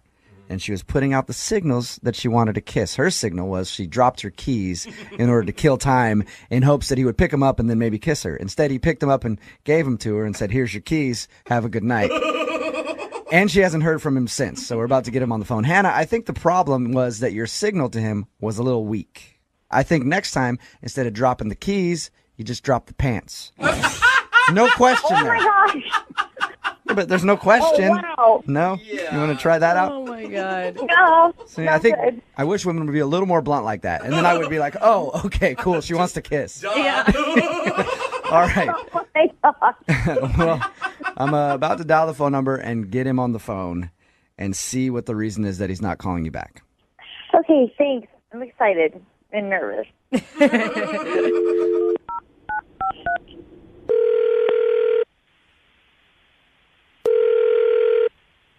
Hello? Hi, can I speak to Eric, please? This is Eric. Hey, Eric, how are you? This is Jubal from Brooke and Jubal in the Morning, the radio show. Radio? Okay. All right, how you doing? I'm fine. Okay. The reason that I'm calling you, though, is we do a segment on our show called the Second Date Update. That's where if somebody goes out on a date with someone and then they feel like they're getting blown off after the date, they email us to call that person and ask them why. You recently went out with a girl named Hannah who listens to our show. Oh. And Hannah is wondering why you haven't called her or texted her and asked her to go out again. Okay. Did you like Hannah? Yeah, Hannah was fine. Okay. Fine. Do you have a few minutes to tell us why you're not texting her back? Well, we hung out for about 3 hours at a concert, and I guess I just didn't really know what to say. Like you didn't know what to say, like it was awkward for you to be on the date, or well, for me, she was hard to have a conversation with. Was she, like, intimidating or something because she was real pretty? No. She just said a few things where I said to myself, I was like, I don't think I could see myself having a relationship with this person. What type of things are we talking? She just had a lot of her facts wrong. Her facts about what? Just like pretty basic stuff. Can you give me an example? I mean, for one thing, at one point, she said she thought Islam was a country. Okay. All right. That's fun. Not a religion, okay. Yep. All right. We also were talking about, like, crazy things that we've eaten at restaurants, and I said, like, well, this is pretty common, but I've had duck. Yeah. And she was like, duck. Now, would you consider that a meat or a fish? Come on. Really? She said that? Yeah. All Do you right. think- I kind of get what you're saying then. So you don't necessarily feel like she's not as smart as you, but you feel like she might be kind of an airhead a little bit. Well, it's just like, yeah, I mean, there are different types of intelligence, and I just feel like she lacks a sort of basic factual level Is there- of knowledge. Is there any way that she could have just been playing it up and doing the, because some girls do the bimbo thing because they think guys think it's cute. Oh, yeah. You could tell it wasn't like she was planning these things. Like at one point we were talking about something and she goes, I think comedy is so funny. Obviously. Yeah? It's like, yeah, that's what comedy's job is. I like that. Eric, you and I are a lot different because I got out with her, I've been like, perfect. You're right on my level. But Funny things are funny. yeah, You're comedy is a funny thing sometimes. So you just feel like she wasn't on your level then. Basically, most of the date, I just was sitting there going like, I don't want to be this guy who just spends the whole time correcting her because it just makes me seem like an arrogant kind of know-it-all. And if I had spent my time correcting her, then our conversation would have gone almost nowhere because I would have had to do it like every minute or so. So I just don't think we ever really need to talk again. Really? That's a shame because she's actually on the phone and wants to talk to you. Are you serious? Yes, I am. So I'm kind of confused. I mean, it sounds like, Yeah, we know. that because I wasn't perfect or didn't know all of the same things that you do quite as well, that you are saying that I'm stupid? Is that what I heard? I did not once say that you are stupid. No, you didn't actually say those words, but because I'm not stupid, it certainly sounded like you were saying that I was. I don't think that you're stupid. I think you do. No, I don't. I don't think you're stupid. I think that for the kinds of things that I usually like to talk about and the issues that the things that I was kind of putting out there to see what you would say, it wasn't really working out. I may not be as smart, in certain areas, but I have street smarts, and I think I'm pretty bright. I mean, okay, for example, I was right. Comedy is funny. It is. And tragedies are sad. She has a point, Eric. She was right. Yeah, I mean, you're right. You're not wrong about that, but I think that, if you don't get why that's kind of a weird thing to say, then I think that is kind of the issue right here. It's true. Yeah, it's true. It's true, but also, we don't need to talk about how water is wet, Maybe we do. Then, see, if you think that, then that's fine, but I am so not interested in talking about that. Wow. I think you're being kind of picky, Eric. I mean, yeah, she gets some facts wrong and she doesn't really, maybe be book smart, but she sounds like a delightful person. Can I just point out something?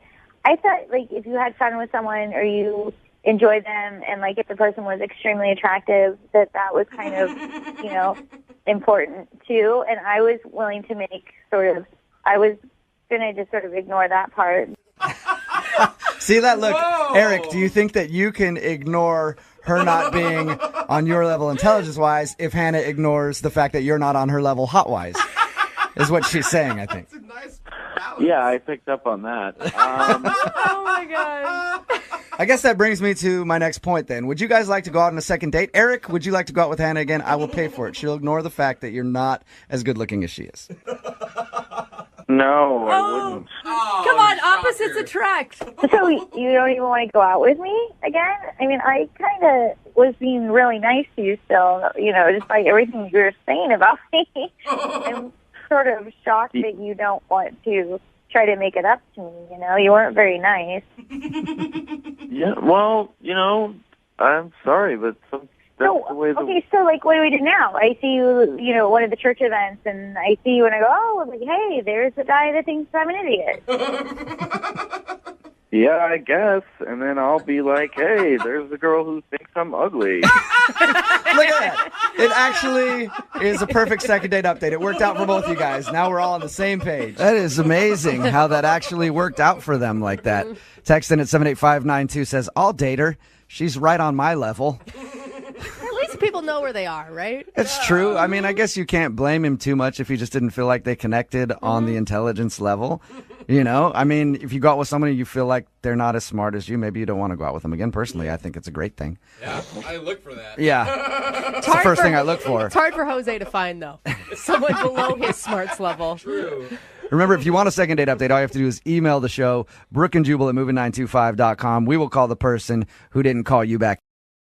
Need LASIK? Trust the experienced team at the LASIK Center at Evergreen Eye Center. No glasses, no contacts, no limits. What will you do? LASIK at evergreen.com. Moving 92.5. Brooke and Jubal's second date update. For today's second date update, a listener named Drew is on the phone, and he says he had a very awkward first date with the girl that he wants to call today, although I don't know why it's awkward. It sounds amazing to me. His email said she didn't say a word. So, dude, I would love that. No conversation at all. That sounds amazing, Drew. How you doing? Good. How are you guys? Not too bad. Oh, my God. Even just Jubal's short description of that, That sounds terrible. It sounds awful. Yeah, it was very, very, very strange. I mean, I guess I should start from the beginning. Yeah, or just tell people how they can get this girl's number so they can go out with her. They're interested in someone who doesn't need to waste time with words on a first date, you know? You are the only one that hates talking. No, I know.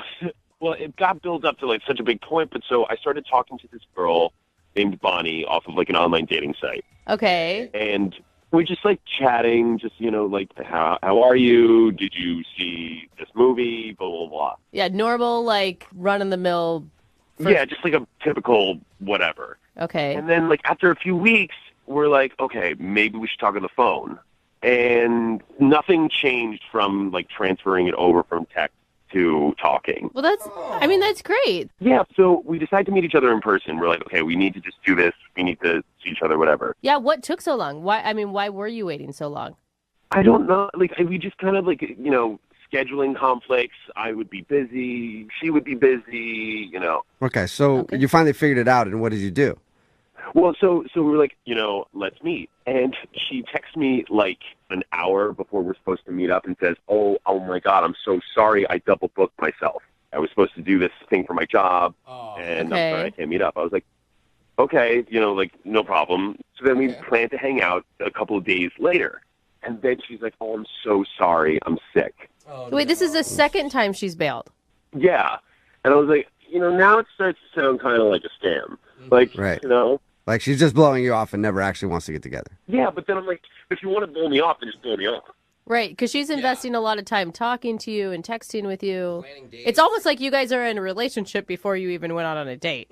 Yeah, and, you know, I honestly was falling for her really hard. I was still, like, kind of in that, like, enamored phase. Like, I'll still have hope that she still wants to see me, whatever. And then we finally decide on a third time to actually go out on a date. And she shows up with this index card that says, I'm sorry, I can't talk. My voice is gone. Oh my So she, Oh my God, she actually showed up to your date and she couldn't speak. I've never. It was like a David Lynch movie or something. I just didn't know how to react to it. I was just like, what the? Yeah, why even show up? Well, I mean, she didn't want to cancel on him again because she's already canceled twice. I think that it's nice that she followed through, but she didn't give you a heads up before that? No, that's, honestly, like if someone shows up with an index card, like that is the weirdest thing I've ever heard. Yeah. And the thing is that she's actually gorgeous. Okay. It's just this weird thing where, like, I just kept talking to, like, I tried to talk my way out of it. So your whole date was her sitting there and you talking to her, trying to have a conversation with. She would nod. And then I'd be like, well, don't you want to just, like, go home if you're sick or whatever the heck is going on right now? And then she wrote, yes, sorry.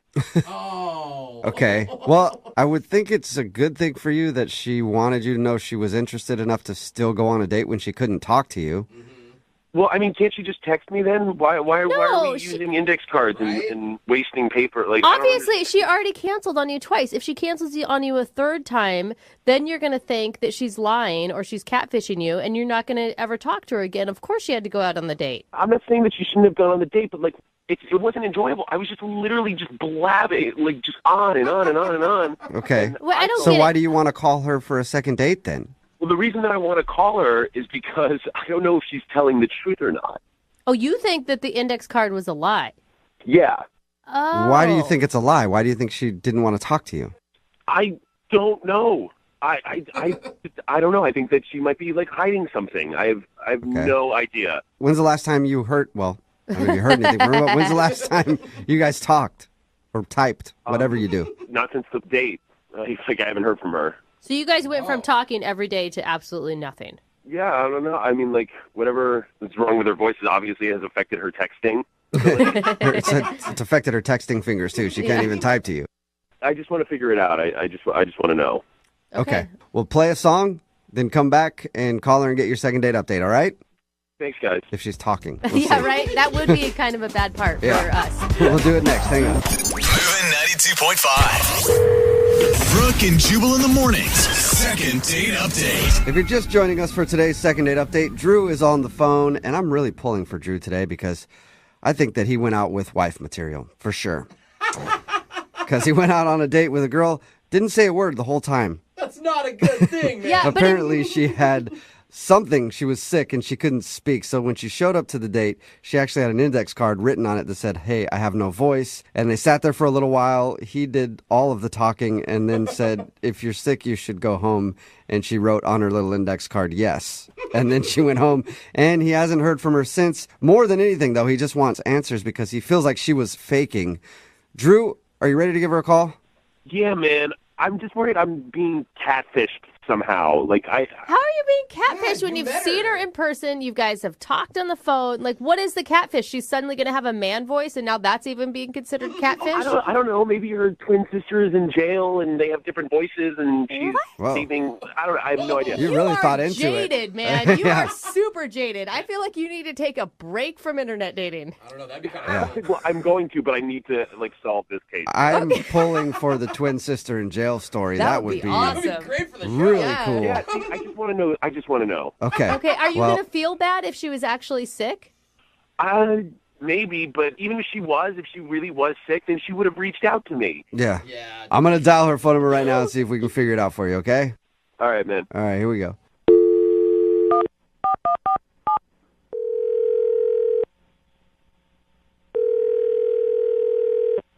Hello, Hi, I was looking for Bonnie. this is Bonnie. Hey, Bonnie, how are you? This is Jubal from Brooke and Jubal in the Morning, the radio show. From a radio? Yeah. Brooke and Jubal in the Morning, it's the name of a morning radio program. Why? Why? I don't really know. That's good just the question. name we gave it. It Why seems are we simple. calling you? Is that what you're wondering? Yeah. Oh, okay. I thought maybe you were just wondering why we named it that. Calling you today because we do a segment on our show called the Second Date Update. That's where if you go out on a date with somebody and then end up blowing them off after, they can email us and we'll get you on the phone and see if we can find out what happened. So you went out with a dude named Drew. Oh my God. Yeah. And Drew emailed us and told us a little bit about your date, that you guys met online, you talked a bunch, and you finally coordinated a date, but when you showed up, I guess you had no voice. True. And she said that it was awkward because you couldn't talk, and then eventually he said, if you're sick, you can go home, and then you went home, and that's the last he heard from you. Yeah. Okay. He also said that he really, really liked you and that you guys talked for like a month or something leading up to the date. Yeah, we did. You don't sound like you like him as much as he likes you. You sound bummed. Yeah, it's okay if you don't like him. I think he just wants to know. I mean, I wasn't feeling good the day that we were supposed to have our date, and I didn't want to cancel on him. So I ended up going to the restaurant, and I got there, and I asked the hostess where he was seated, and I look over at the table, he's already there, and he looks nothing like his picture, nothing like any photos. Wait. What? So you hadn't lost your voice? Because you said you just asked the hostess. Yeah, I had not. And I was just trying to figure out what should I do. I mean, I've been talking to this guy for a month. Wait, how? So you feel like he catfished you or something? I feel like he was trying to portray himself younger than he really is. Oh. And I didn't want to, I just felt guilty for leaving. So I was just like on the fly. I just asked the hostess for a pen and paper, and I'll just say, I lost my voice. Whoa. Oh, wow. That's quick thinking. Very. No, you guys, that's ridiculous. How different could he have looked? I mean, how old are you talking? Are you kidding me? Like, easily could be my uncle. Oh, man. We're talking mid-40s. I'm in my mid to late 20s. Oh, gotcha. And the pictures on his profile were definitely in my age range. So when I saw him, it was quite traumatic. I was like, this is not what I signed up for. I don't know who this guy is. And he barely looks like his photos. I could kind of tell that it was still him. Why not just cancel on him instead of sitting there acting like you can't talk? Because all the time we had spent talking already, I felt guilty. I was trying to be nice. I didn't want to stand him up. Yeah, but you don't owe anything to somebody who's lying to you. I mean, did he outright tell you that he was your age, or is it something you just assumed? We never had the conversation, but his photos make him look younger. So. Yeah. It's weird that he wouldn't ever bring that up. Like, if he knows he's using photos from 20 years ago, he's probably going to get caught. Yeah, I don't know. I didn't stay that long on the date, if that's any consolation for you. He thought you might be faking. Not having a voice. And I guess you were faking, but he did suspect that. I mean, it is what it is. He was lying. I'm not lying. You're lying, Bonnie. Drew, you're supposed to wait. What's going on? Oh, Bonnie, that's Drew. He's actually on the other line listening and wants to talk to you, but apparently he couldn't wait until I called him into the conversation, Drew. Yeah, no, I'm sorry, guys, but like she can't say that I'm lying. I'm not lying. Well, how are you not lying if you put those photos that were on my profile? Yes, they were of when I was younger, but those were the best photos. I'm not gonna put like a crappy photo of myself on the thing. It doesn't make any sense. Why did you guys not tell me that he was on the line? Why did you write on a note card like a sociopath and then say you couldn't talk? If that's what it is, then just say that. I don't know why you went around this crazy... You know, Drew, I was doing you a favor, okay? I stayed. I could have left. You could have just been stood up at that restaurant like an average 45-year-old man, but I stayed. Well, I might be there. older, but I'm not like a Hannibal Lecter type of person that writes like a... Why couldn't you just say that? We don't know that.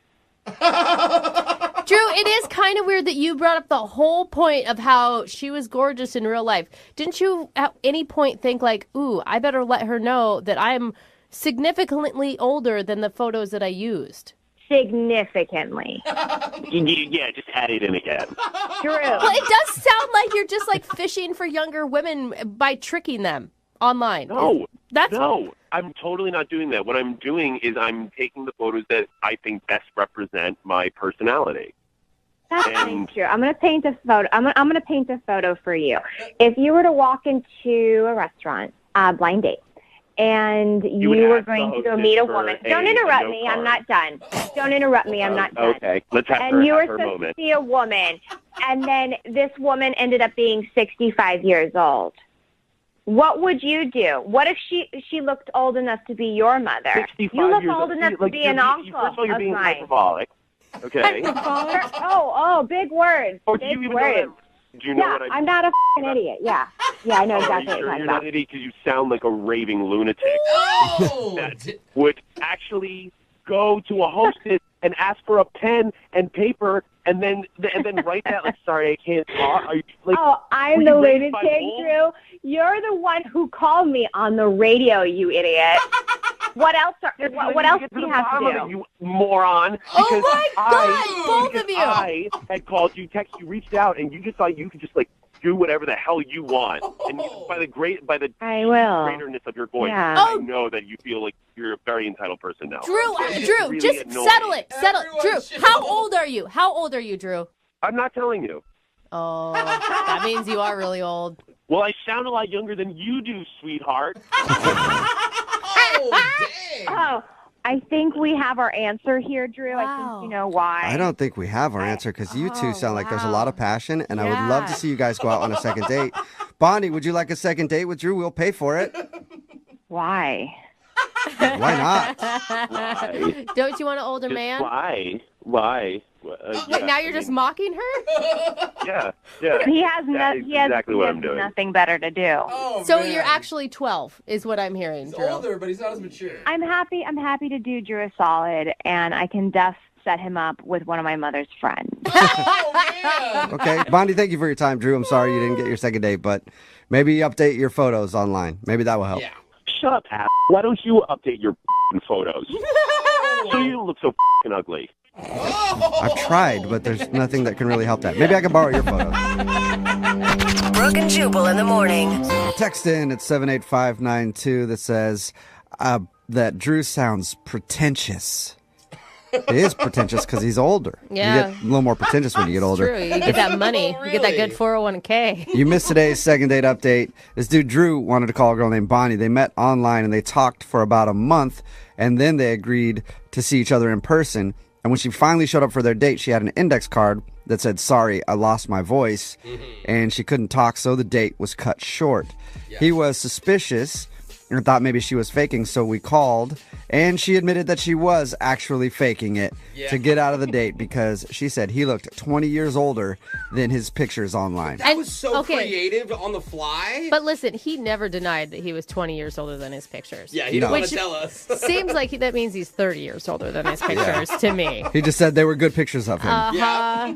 A lot of people have good pictures from 20 years ago. Right? Yeah. So they got into a big argument about it, and no date. They did not go out for a second date. Yeah, well, she should have known when they were obviously taken on a 35mm camera. Yeah. And remember, if you want to do a second date update, all you have to do is email the show, and we will call the person who didn't call you back. Moving 92.5 present. Moving 92.5. Brooke and Jubal's second date update. Everybody knows that the best place to meet hot dudes isn't out at the bar or at the gym. It's at the Jiffy Lube. Am I right? All those mechanics in there just being sexy, working underneath cars, shooting each other down with oil guns, pouring gasoline all over each other, messing with each other's dipsticks. All kinds of sexy stuff happens at the mechanic.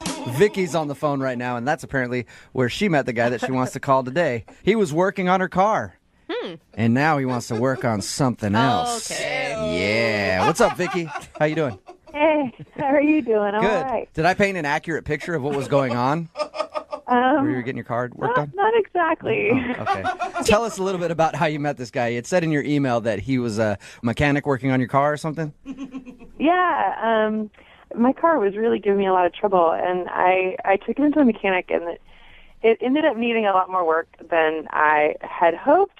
As it always does. I mean, let's be honest. It was not looking good. And one of the guys, he was just, I don't know, he was just incredibly helpful. He made sure that I understood what was wrong and then what needed to be done and, like, the options that I had. And it wasn't that he was being, like, extra attentive, like, creepy or extra attentive flirty. It was just that he really seemed to be interested in what he did and, like, that I understood what was going on. So I don't know what happened. I don't usually ask guys out, but all of a sudden I just asked him. I just said, you know, I really appreciate this.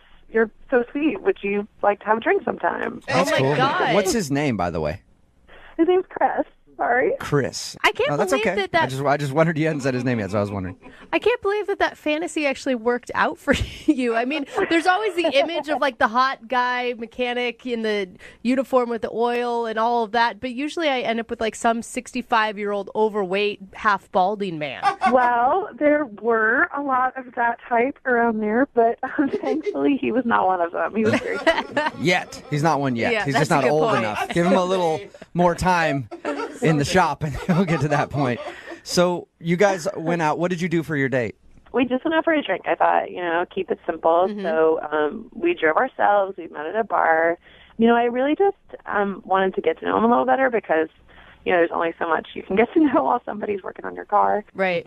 And I thought we had a pretty nice time. So how long, was conversation easy for you? Actually not, not in the beginning. It was kind of slow, and, there was a moment where I was like, wow, maybe we just don't have anything to talk about. But the truth was we just, we come from pretty different backgrounds, and we have pretty different jobs. Like, I work in an office, but after we, small talk for a while, we actually ended up having really fun conversations about, goofy childhood stories. And I had a lot of fun. Was there any awkward moment from the date that you can think of? Any reason why he wouldn't be calling you back? Yeah. Oh, there is. Okay. What happened? That was a sad tone. Well, it is a sad tone because there was a couple of pauses, when you're getting to know somebody and they can be awkward and you just don't, it's kind of fumbling for things to say and things can be going pretty well, but then there was a lull. And I just said, so are you doing the mechanic thing right now where you go to school to learn to do something else? Oh. And I don't understand why. It's not that I think, clearly you can see what it. Yeah. I can't believe I said What that. was his response to that? Appropriate, probably it should have been more vehement. He just kind of didn't look at me and was like, no, this is my career. So it might have come off like you were talking down to him a little bit because he's a grease monkey. It sounds like it doesn't. I can't believe I said that. It does. That's kind of messed up. And do you feel that way? Could you be with somebody who has a blue-collar job? Yes. I wouldn't have even, it wasn't like I thought, oh, don't ask this guy out. He's worked on your car. It was like, ask this guy out. He's been so kind to you. I don't know why. I was just trying to think of something to say, and it was not the right thing. Did you apologize for saying it, or did you try to act like it didn't happen? I kind of just tried to move on. Okay. How did the date end then? Well, thankfully, we were there for about another 45 minutes, hour. So we had driven separately, which I thought was a good idea. And he walked me to my car and gave me a kiss goodnight. And oh, like a real kiss? And like a real kiss. Oh, not like a scary groping kiss, but like a real kiss. Did he stop you and go, hey, before you leave, any fluids need to be topped off? Right. I could do that for you. He did not say that. He did not. No? All right. And I said, I would love to do this again sometime. And he said, sure. And I said, okay, well, call me, which he did not. How long has it been now? Well, I texted him after about 3 days, and he texted back. He just was like, I've just been really busy. And I said, okay, well, let's talk soon. And then I texted him again a couple days after that, and he hasn't gotten back to me. And you were like, how busy can you be? I work in an office. I've got a lot of meetings. You're just working on cars. Ew.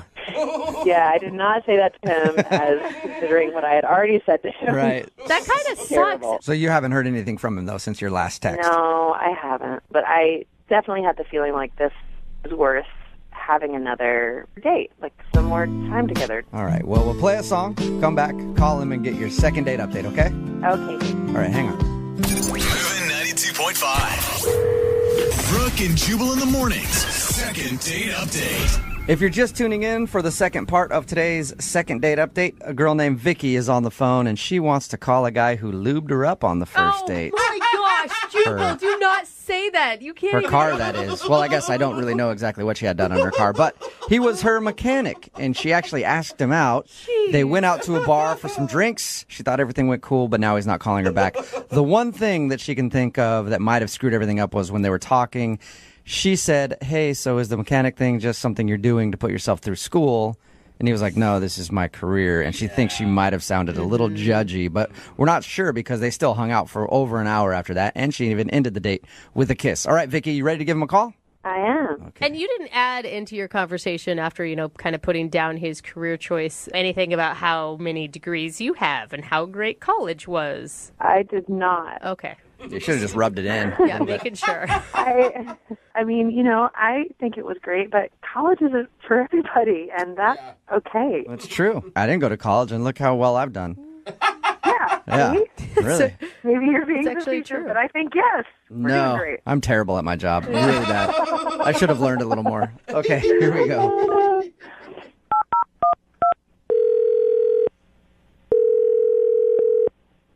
Hello? Hey, can I speak to Chris, please? Yeah, this is him. Hey, Chris, what's up, man? This is Jubal from Brooke and Jubal in the morning. What? No way. Yes, this is Jubal from Brooke and Jubal in the morning. Are you familiar with the show? Come on. There's no way this is real. Like, No. Yeah, this but is pretend. this is actually Jubal from Brooke and Jubal in the morning. are you serious? Yeah, we're all here. Hi. Get the out of here, man. I can't. I'm sorry. I need to talk to you about something. You have a minute? Yeah. Oh, man. Jose, man, I love your laugh, by the way. Thanks, bro. What's up, Chris? What are you up to right now? I can't believe this is really happening, man. We listen to you guys in the shop all the time. This is crazy. Awesome. Well, thank you, man. I appreciate it. Yeah, dude. Oh, man. That is Do you- so cute. You ever hear the second date updates? Yeah, of course. Oh, cool. Well, you're about to be a part of one. What? Yeah. Not as exciting. We recently got an email about you from a girl you went out with. Who? Her name is Vicky. Oh, you gotta be kidding me. Yeah. You remember Vicky? You worked on her car and then she asked you out? Yeah, I do. How awesome was that, by the way? How often does that happen to you where a girl that you're working on her car asks you out on a date? Surprisingly more than you think, my friend. Oh my God, Really? you must be so hot, Chris. Well, you know. That's code for yes, absolutely. Yeah, it is. You know. All right, Chris, you hot mechanic, you. Let me ask you a question then. Why aren't you calling her back? She says that she's texted you a few times after your date and asked if you wanted to go out, but you're not getting back to her. I mean, look, it's not gonna work out, okay? But why would you kiss her at the end of the date if you thought that? I mean, it was a cool date. I just don't think it will work out. Why, though? Is there something specific that happened? Not really. I'll tell you what she told us. She said that she thought there was an awkward moment when she asked you, like, oh, are you just a mechanic to put yourself through school or whatever? And then you answered no and told her that being a mechanic is your career. And then she felt bad about that. Yeah, I remember that. I mean, I didn't really like the question, but I could tell she wasn't trying to be mean or anything. Like I could tell she was like sincere about it. It just came across the wrong way. It's no big deal. Okay, well then why don't you want to see her again? But I've been in this situation before, man. Like, a girl asked me out. I work on her car. She asked me out. We go out. We have a good time. And then she takes advantage of me, man. Isn't that the point of a date, to get taken advantage of by a girl? I like it when they take advantage of me after a date. No. That's not exactly what I mean, man. Like, I mean, like, they always want discounts on their cars and stuff, and like, they don't want to pay as much just because they think I like them. You know how that works. Did she hit you up for a discount? Not yet, but I know she will, man. Like, she's way out of my league. There's no way she likes me for real. What? She thought you were darling and kind and good looking. She had only nice things to say about you. She's just saying that because she wants something out of me. But she didn't even ask you about a discount. How do you know that? We went on one date. It's how it works. Like, I remember this one girl. She was way out of my league. She came up to me. She wanted to ask me out. We had a great time. I'll be honest, I got a little too connected too quick, but that's not the point. She was leading me on and everything. I thought she was going to, be special. And then all of a sudden she just asked for my discount. I give it to her, of course, because I really like her. And then I never hear from her again. Are you kidding me? That honestly happens to you. Yes. She's way out of my league. Like, she's way too smart. She's way too pretty. She's sexy as hell. Like, she knows, like, we have the same, she pretends at least we have the same interests. She's good. Oh, sweet. So are you so Chris. skeptical of her because you think she's out of your league? I'm skeptical because I think she's going to just use me and then never talk to me again. Yeah, but everyone has that fear, right? Like, that's the hard piece of dating. If you get cheated on once, you think that the next person's going to do it. You can't, put old past stuff into new relationships. It's not fair to her. Look, I've been working on her car for the last week and a half. I know how much it's going to cost her to fix it. All right? I'm telling you. You guys just don't understand. Wow. I do know someone that has the answer to that question, Chris. Oh, she's on the phone, isn't she? Yep. Did you forget about that part? It's a second date update, and Vicky is actually on the line listening. Hi. Hey, Vicky. Chris, are you serious? Yeah, You really think that's what I'm doing? I have a good reason to believe that, yeah. I can't believe that's what you think. I don't want a discount. I have no interest in it. I'll never ask for a discount. I just want to go on another date with you. I mean, I like you for you, not for some discount that I could get for my car. I'm sure you won't be saying that once I fix your brakes.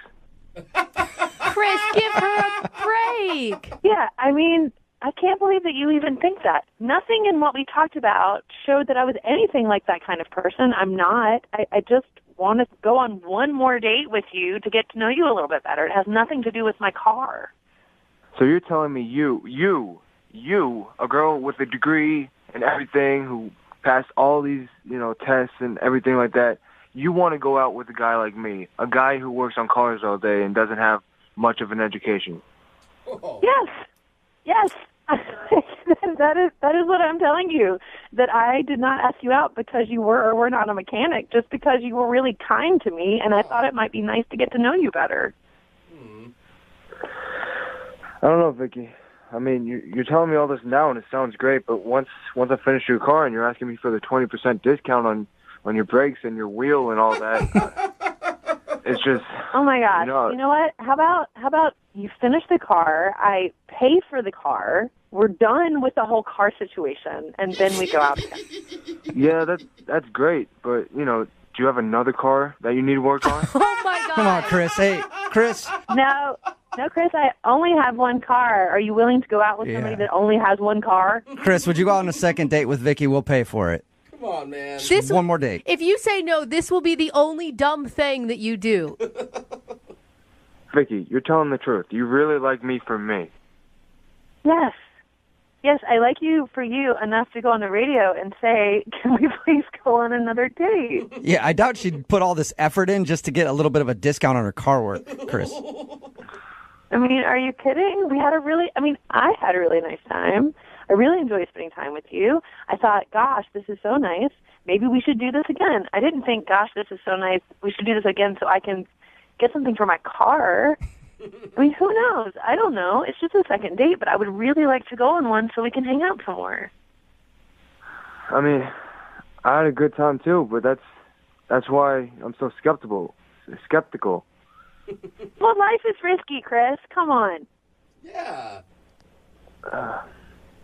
All right, I'll go out with you again. You'll do it? Yes! Yay, Chris! All right, awesome. Congratulations, Vicky. You got your second date. Great.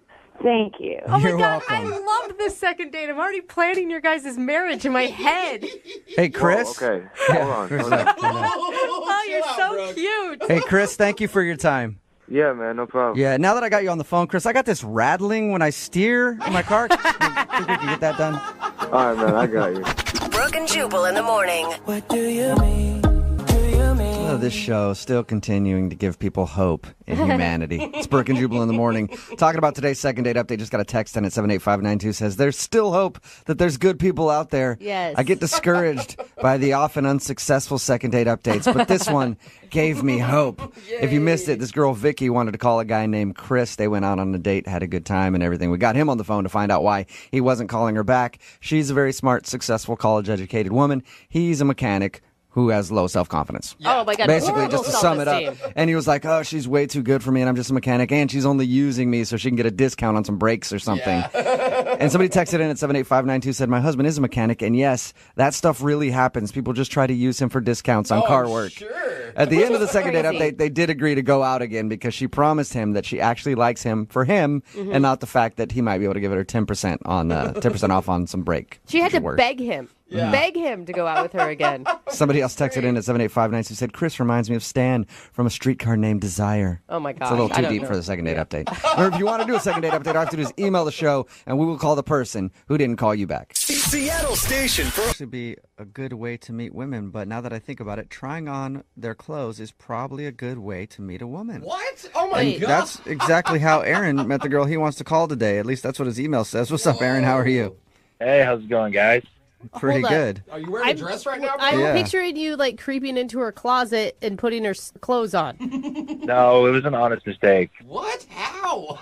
You know how it is, sometimes you're just walking along and like, oops, I put your pants on. That's weird. Oh. Why Is don't that you... my skirt or yours? It was a jacket, man. I don't have it on right now. Oh, jacket. Like at a restaurant or a bar or something. Nah, I was at a flea market shopping around, and I'm trying on stuff, and I'm looking at myself in the mirror, and to me, I'm like, okay, cool, this is a pretty cool jacket. Yeah. And then this girl walks by, and she starts laughing at me. I turn around, so I'm just like, what's going on? And she's like, that's a girl's jacket. And I was like, oh, damn. Hey, if it looked good, you should have worn it. Who cares? Like, it's very slimming. Why are the buttons on the wrong side, though? It did look good, and then I looked at the tag, and it said women's medium, so I was like, oh, crap. That should make you feel good about yourself. You're nice and slim. So she was laughing at me and stuff, and then, we sparked up a conversation, and we talked probably for like 10 or 15 minutes. Nice. And she talked about how one time she tried on like guys' pants. So, I thought that was funny. Yeah, you guys, exactly. You guys bonded. Well, and not only that, if you end up dating, you have like a shared wardrobe, which actually would be awesome. Yeah. I could tell she was into me because she like kind of slapped me on my arm a little bit. So I was like, okay, maybe this girl's really into me. Mm-hmm. And then I finally worked up my courage to ask her out on a date. And she said yes. Awesome. Did you wear that jacket on the date? I hope so. No. No, you didn't. I didn't buy it. I put it back. Oh, you put it back? What's her name, by the way? Gina. Gina. All right. So what did you and Gina do? Well, I took her to a cat sanctuary. I thought that'd be a pretty cool place for a first date. See some cool exotic animals, some jaguars. Oh. Like, wait, I thought you meant you took her to like the Humane Society to like look at house cats. I get it now. No, I didn't take her to the Humane Society. A big cat sanctuary. Yeah, like exotic animals, like interesting animals, not little cats. Yeah. So more like lions and jaguars and not tabbies. Yeah. Okay. And she loved it. Like we were walking around there for like 2-3 hours, and it was really fun. She was so interested, and she kept, like playfully slapping me again. Oh, and just like, oh my God, look at the jaguar over there. And she like grabbed my hand, and we ran over there. So I'm just like, this is going really good. Yeah. And then, at the end of the date, I had a little surprise for her because my friend works there. And I brought her behind the scenes to see how everything like happens, like how they feed the tigers, how they fill up the water bowls and stuff. That is so cool. That is awesome. Dude, you delivered on this date. Yeah, and it was really, really, really, really fun.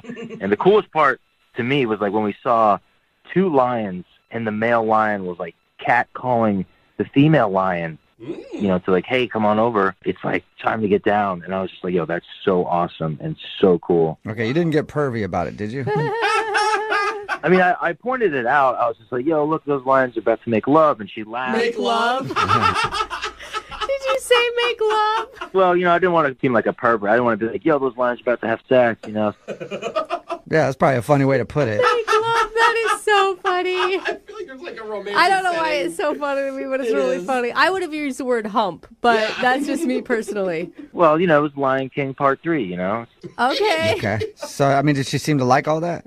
Yeah, she seemed to like it all. She was laughing and just continued to, like, hit me, like, flirting. But, like, at the end of the night, I go in for, like, my kiss, and she just gives me, like, a hug. Uh-oh. And I was just like, I was kind of confused. Yeah, I'm confused for you because, like, she was giving you all the signs. Yeah, I was just like, what's going on? Like, she gave me all the signs. She was flirting with me, hitting me. And then, like, I told her I'd call her the next day.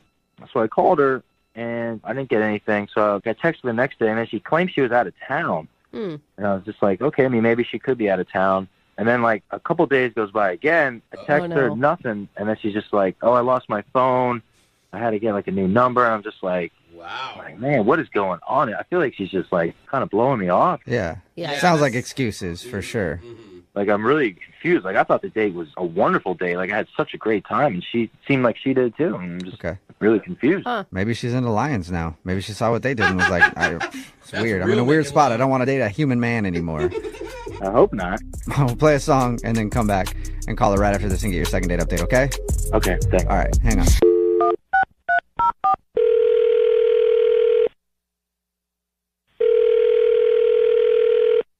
Hello. Hi, may I speak to Gina, please? This is she. Hey, Gina, how are you? This is Jubal from the radio show Brooke and Jubal in the Morning. I know, I'm hilarious, right? What's this all about? Well, I'll tell you in a second. First of all, have you ever listened to the show before? No. Okay. Is that bad? No, that's fine. Yeah. There's a lot of people that don't. There's some that do. I don't care either way. Okay. But I'm not a loser, I promise. Oh, I didn't think you were. Yeah, Actually, I nobody- probably respect you more. Yeah. But I'm calling because you went out on a date recently with someone who does listen to the show, and they wanted us to call you. Who? His name is Aaron. The jacket guy. Yeah. That's what you call I it. forget. Yeah. That's how you guys met at the flea market. The jacket yes, guy. we did. The jacket guy. He was, he tried on this girl's jacket, and I laughed at him. Yep. He told us all about that.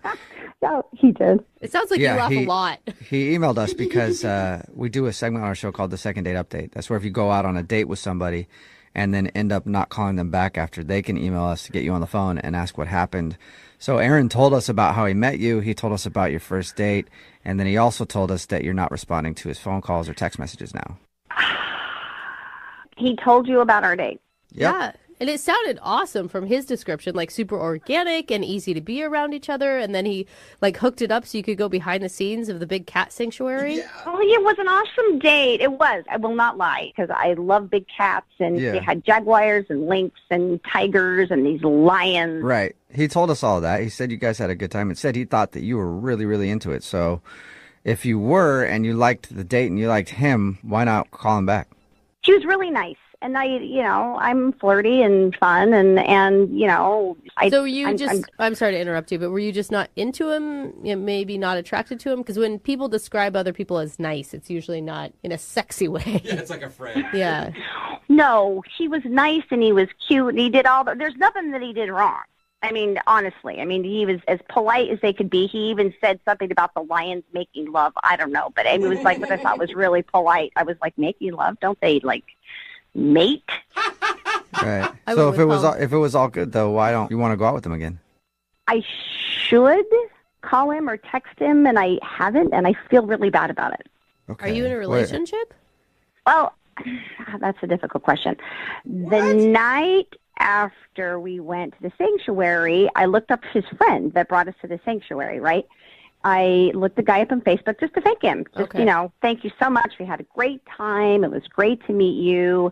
I love the cats, et cetera, et cetera. Okay. So the guy friended me back, and he said, it was great to meet you. Hey, I have an idea. Why don't you come back to the sanctuary, and I will give you a more in-depth tour of the sanctuary, and I'll even, possibly let you pet one of the cats. Whoa. And I thought that was really awesome, but I also thought it was weird because I was like, well, is Aaron going to go with me or not? And it's just like this new thing. But the thing that kind of like let me want to go was the fact that the guy was really hot. Oh, all right. Okay. He was wild, and he was like unbelievably manly, and he had he had an awesome chest, and I was just like, holy crap, he looks like one of the lions. I was like, oh my gosh. And the fact that the lions are like mating in the I was like, okay. So you got a thing for his buddy then? Is that it?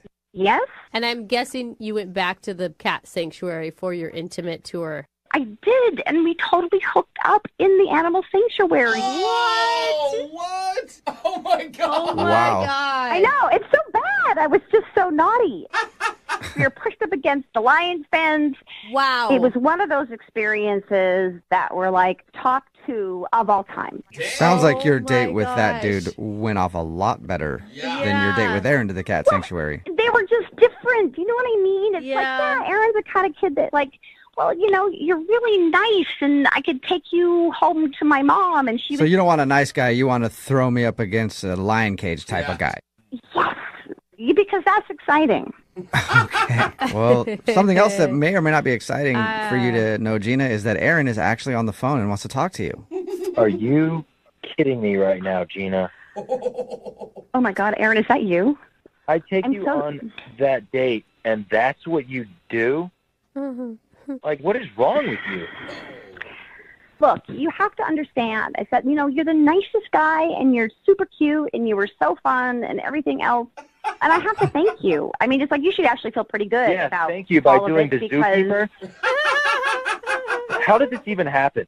I don't know how long you've been listening, but you know what? He contacted me on Facebook after I just gave a thank you. He friended me back, and he said, please come again. That doesn't make it right for you to just go and hook up with a zookeeper. Well, Aaron, I can tell you this. He's much more than a zookeeper. What does that even mean?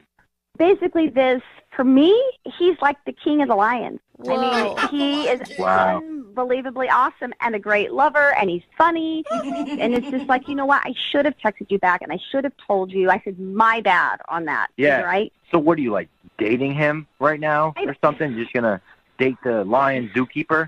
Well, to be fair, I don't know what it was. It's like, we had this great night, and we, text occasionally, but, Gina, I know him. He's my friend. All he wanted to do was hook up with you.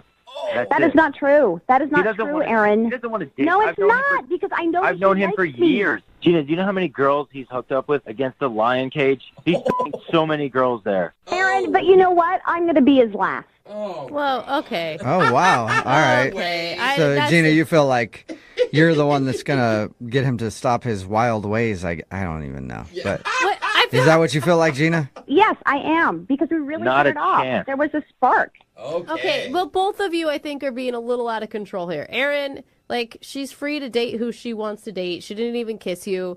Gina, don't put a lot of stock into your relationship with Lion Man. But you haven't seen his hands. His hands are as big as a lion's paw. Wow. Sounds amazing. I'm probably a fool for asking this, but Gina, would you like to go on a second date with Aaron? We'll pay for it. He has smaller hands, and he's nice. Yeah, and a nice dude doesn't have lion cages at his house, I don't think. And that would be a big fat no. Yeah, thought so. Oh, man. But I would like to go out with his friend, the zookeeper, again. You guys pay for that. Yeah, well, I know. I'm not paying for that. No. I hope you go to the zoo, Gina, and you get eaten by a lion. Aaron, slow it down. You know what, Aaron? You're just feeling bad because you don't measure up to the king of the lions. Oh. Wow. Yeah, That sounds like a sick That lion. was hot. Aaron, I'm sorry. No second date for you, and I'm guessing this is probably the last time you take anybody to a cat sanctuary. Yeah, good luck again, Gina, getting banged under the stars or whatever. But it probably won't, because he's not going to be calling you back. So bitter. I have one thing to say to you again, Aaron.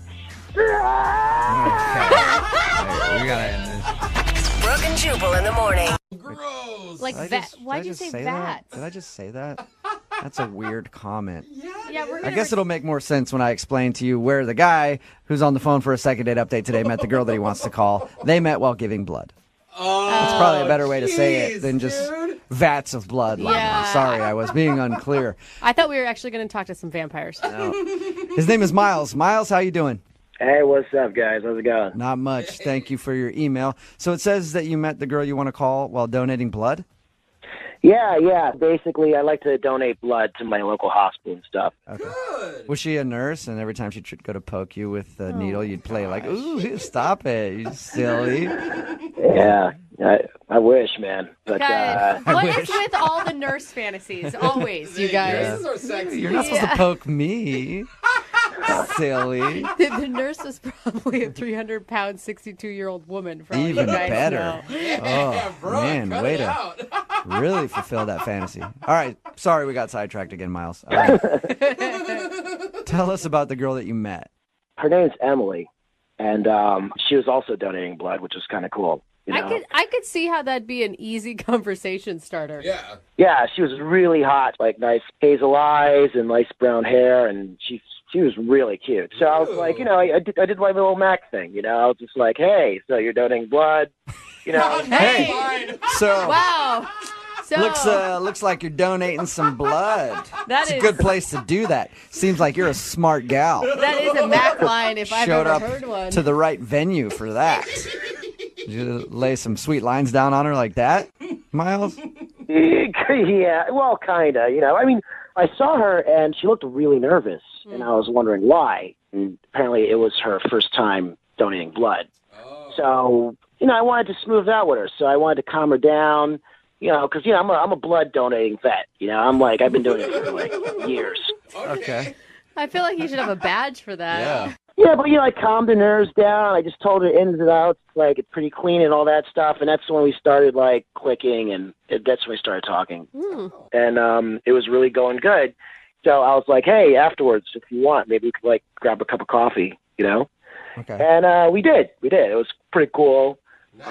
Great conversation. But I don't know, like she never got back to me, and I'm just curious why. You know? So when you guys went to coffee, what did you guys talk about?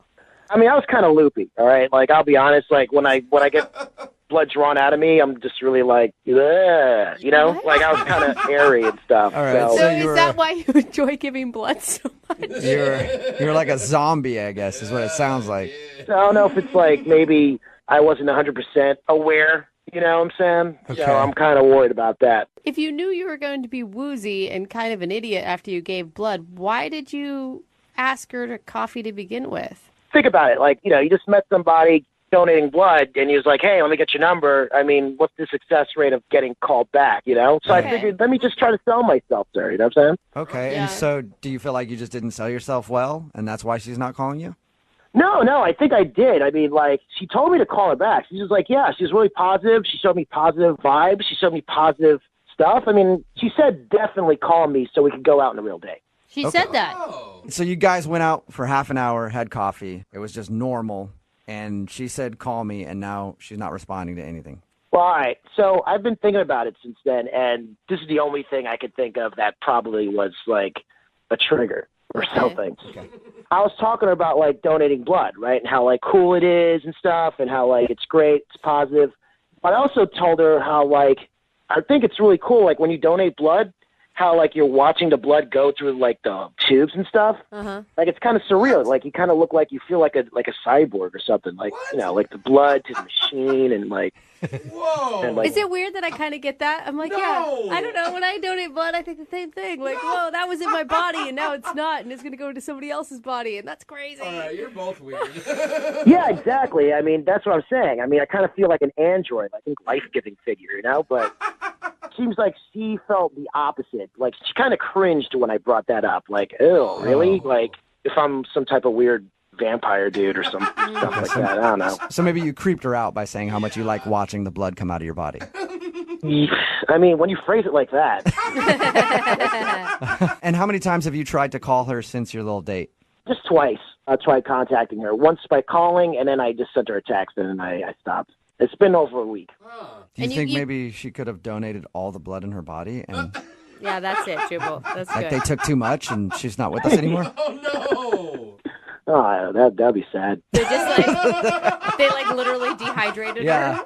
She looks like an empty Capri Sun packet. Just all the liquids are gone. She's on the floor of the place right now. Well, I hope that didn't happen. Yeah. I Me mean, neither, yeah. All right, Miles. We'll play a song, come back, call her, and get your second date update, okay?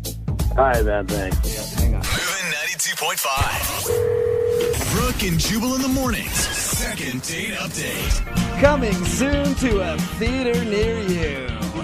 Miles. Normal guy from the city, a little rough around the edges, not scared to pour his heart out, or his veins either. Emily. Cute and timid, and her first time at a blood bank. How would these two crazy kids navigate this world together? Who knows? In the unexpected smash hit comedy of the year. How do you spell love? We spell it with a capital O positive. That's right. It's Miles and Emily in the feel-good hit of the year, Love at First Prick. Welcome back to your second date update. If you couldn't tell by that recap, Miles is on the phone, and today he wants to call a girl named Emily. They actually met at the blood bank. They were both donating blood together, and afterward they went for coffee. He says that they had a great time, but now she's not calling him back. They had coffee for about a half an hour. She left. She also said, hey, call me so we can go out again. He's tried that. It's been over a week, and he hasn't heard anything from her. I'm actually confused on this one for you because not only did she give you like a super positive message at the end of your date, but you're a guy who obviously wasn't just out trolling for chicks at a blood bank. Like, you weren't trying to play her or anything. You're actually doing some good for the community. Yeah, I mean, that's what I do. I do good things, so. Okay. All right. That was to the point. Well, we'll see if we can get her on the phone and find out why she's not calling you back. All right, man? All right, let's do this. Here we go. I'm going to dial her phone number.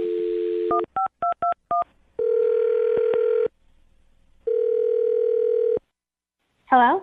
Hi, is Emily there? This is she? Hey, Emily, how are you? This is Jubal from Brooke and Jubal in the morning. I'm sorry, who is this? Jubal from the blood bank. No. What's that laughing in the background? Laughing? I don't hear any laughing. Are you feeling okay after donating blood? Because I don't hear any laughing. Give her a break. Now there's a woman on the phone. What's going on? There's Emily. 3 people on the phone. Yeah, hi. How are you? I'm a little confused. Okay, that's normal. This is Jubal from Brooke and Jubal in the morning. It's a radio show. Okay. Why are you calling me? Well, I'm calling you because you recently met somebody. His name is Miles. And Miles sent us an email because he told us how you guys met at the blood bank. And he told us all about having coffee after. And he said that he really liked you and he was hoping to go out again, but now you're not returning his phone calls. I'm not returning his phone calls. But why are you guys calling me? Well, because Miles listens to our radio show, and we do a segment called the Second Date Update. So Miles asked for our help figuring out why you don't want to go out with him again. Okay, I guess it's as simple as I'm not interested. I'm just not interested. Yeah, but why would you? I mean, he sounds like a pretty nice guy.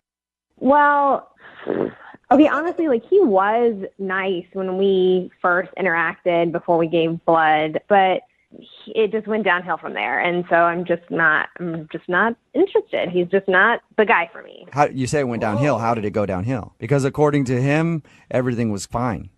Well, he asked me out for coffee afterwards, and I was like, yeah, sure. So, you know when you give blood, how you've got that little cotton ball, like, wrapped around your arm? Yeah. So we're walking down the street, and, like, literally every single person from, like, the 5 storefronts when we were giving blood to the coffee shop, he's like, check out my arm. Isn't that look cool? It's so great. Look, I just gave blood. Wait, he's saying that to people that you're passing on the street or to you? Yes, to everybody. He's just shouting at people that he gave blood. Right. Like, it just came off as a braggart. Yeah. Like, was just using every excuse to be like, look how great I am. I've donated blood. All right. I'm a saint. So you don't feel like he was donating blood to actually help out? He was just donating. Right. It was more to get attention for himself. Gotcha. Oh, no. It's not even that. It gets worse. So we go into the coffee shop, and he orders his coffee. Mm-hmm. And I'll be honest with you, like, he paid for mine, which was nice. I'm going to give him props for that. Sure. But when the barista's like, what name can I put on here? He's like, the donator. No. He did not serious? say that. Yeah, and the barista's like, I'm sorry, what? He's like, the donator, and then points to his arm where the little cotton swab is, and is like, I just came from donating blood, so I'm really going to need this coffee to help get my energy up because, I need to help people. The donator. He had to have been, it had to have been a joke. Well, that's what I thought. Like, I was just like, because he was kind of like going on, and so I was like, well, this is just a joke. Like, he's just doing this because he knew that I was nervous. But it, like, was relentless. Like, he's talking to all these strangers on the street. He's telling the barista to give him the name The Donator on his coffee cup. It sounds like a superhero. Yeah. The Donator. Kind of is. Jubal saving lives, maybe. Well, clearly he thinks he's a superhero. Yeah. You know what? I wonder how we talk to the Donator. I don't Is know. it like some sort of a syringe signal or something we put up in the air? I don't know. Well, that's why I'm avoiding talking to him, because I just don't know how to talk to the donator. Okay, well, I can tell you how to talk to the donator, Emily, because he's actually on the other line listening and wants to talk to you. Are you serious? Hi, Emily. Hi. That's the donator. All right, guys. Can I explain that? Yeah, I think everybody wants you to. I want to hear it. I'm doing good here. I'm helping out people. Like, I want to let people know that, I'm doing a cool deed, If I don't talk about it to everybody, how will they know to do it too? Huh? I mean, come on. Spread the Good word. question. So it's kind of like a PSA. Yeah, like I'm a superhero, the donator. It's kind of a joke, but it's also like, there's facts and jokes too, so just want to help people out. Okay. Miles, that is such a turnoff, and How is that a turnoff? Because you're putting people in a position of then all of a sudden have to be like, wow, congratulations, way to go for being a good human being, instead of you What's just wrong with that? being, because it's cocky and it's arrogant. Like, It's confidence. What's wrong with confidence? What's wrong with confidence of doing a good confidence deed? and cocky. You know what? Do you remember you asking me? I will never forget this. This is so disgusting, you guys. Do you remember what you said? You asked me, where do you want your blood to go? You're like, well, I hope my blood goes to some f***ing sicko so he can turn his life around. What? Exactly. Do you say That's not psychotic? I don't get it. Like, to me, it sounded like he was probably wanting to help some drug addict, and he thought that his blood would somehow morph this person into being sober. No. See, you don't get it. I meant a sicko. Like someone who's sick out there that needs blood. I don't know. There's all these types of diseases and all these sickos out there. They need healthy blood. There's a good red-blooded American like me. A good red blood. oh god. Hey, I'm not trying to offend anybody, all right? I'm just trying to help people, all right? Okay. What's wrong with that? I don't get it. Because I'm trying to help people with my healthy blood. I just want to help out a sicko, okay? That's what I do. That's what I try to do. That's what I do. I help out sickos. Be healthy. But I feel like the choice of words is not the best, Miles. You make it sound like you have magic blood in your veins, like this super healing, wonderful power that is above regular human beings, that your blood is so much better than anybody else's blood, and therefore if anybody gets your blood in their body, oh my goodness, all their woes are fixed because Miles donated blood. That's crazy. Yeah, I do believe that. I do have great blood. Last time I donated blood, they're complimenting me, saying that my blood was probably the best blood they had all day.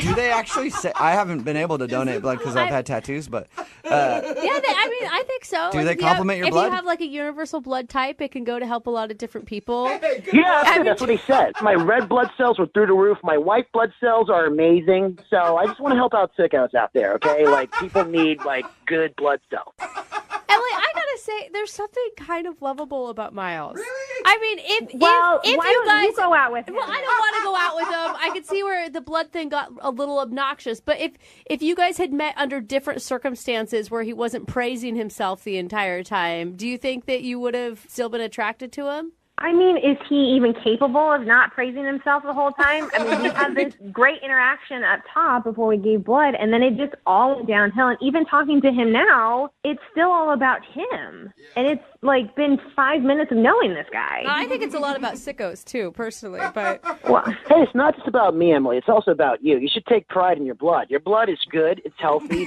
You're in the same boat as me. So don't act like you're better than me.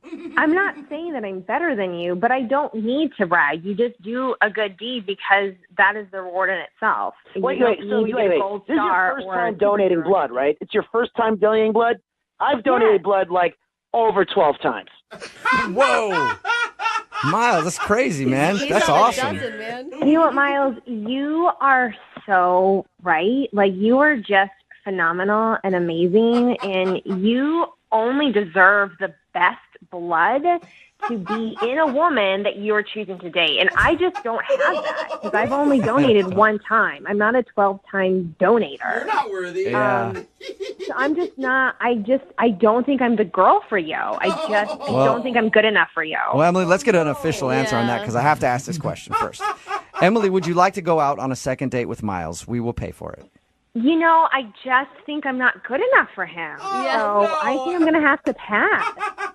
You know what? I get you're being sarcastic. I get you're just trying to look cool in the radio, but you can't tell me we didn't have a great connection while we're talking. No, we did not bond. We did not have good times. You had a good time fluffing your ego and talking about yourself and getting attention for donating blood. It was not good, comfortable for me at all. I was nervous.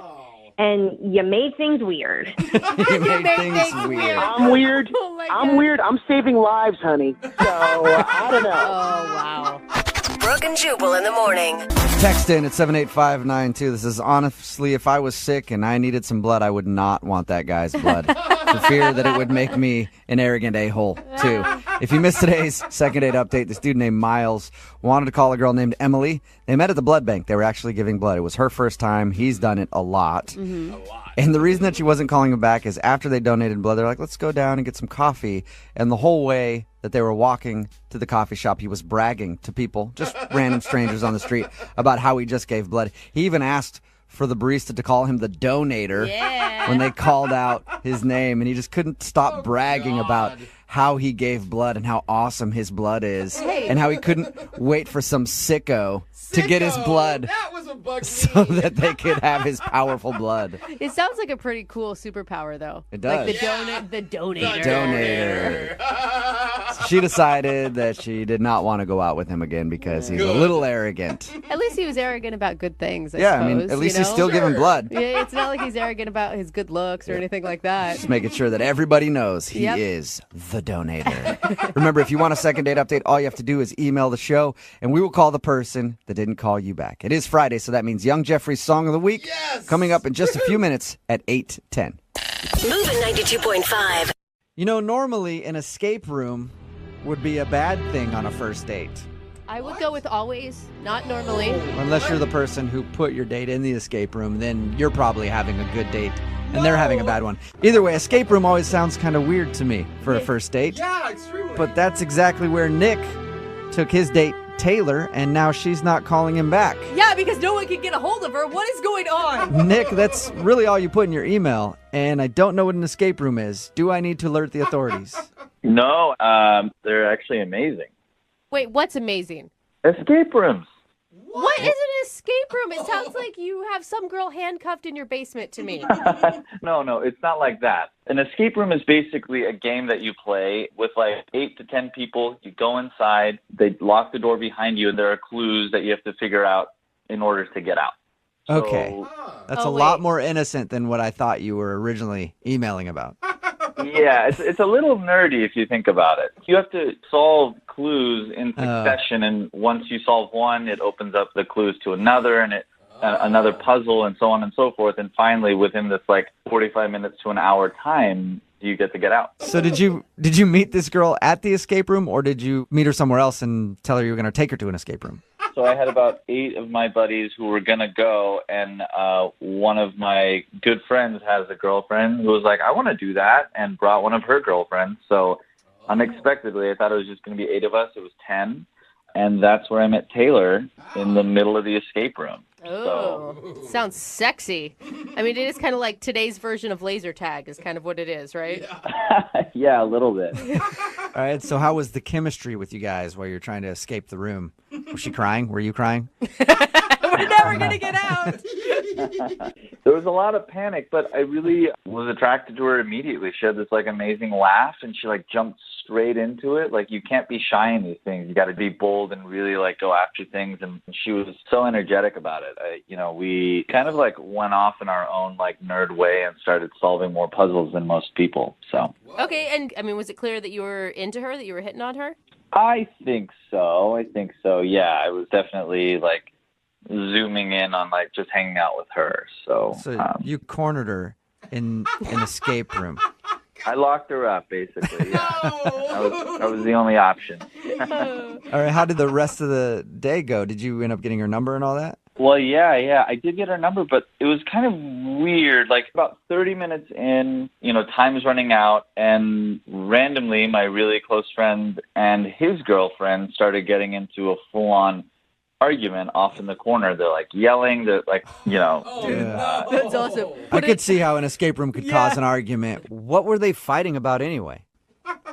We don't actually know what they were arguing about, but it got really awkward for everyone because they're essentially screaming at each other and just alienating themselves from everyone else. So we were really trying to get out of that room. You were really trying to escape. Like, There's like actual claw marks on Yeah. the walls. it's the hardest you've ever worked to escape from one of your escape room parties. Exactly. So what did that, I mean, that led to you getting her phone number while your friends were fighting? Yeah.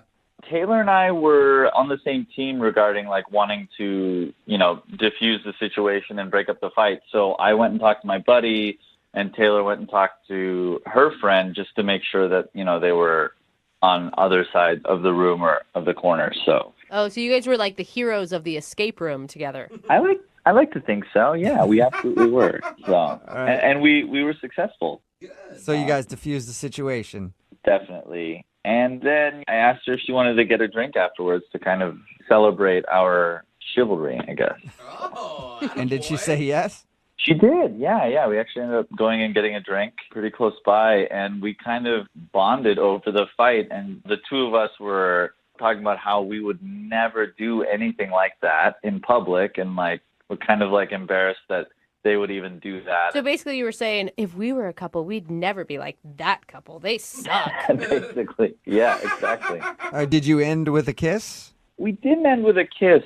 She said she had to leave because she works early, so I just thought like it wasn't necessarily a date, so I wasn't sure if it was appropriate to kiss her on the first date. So. And how many times have you tried to call her since your little escape room fiasco? I've called her like 2 or 3 times now. And nothing.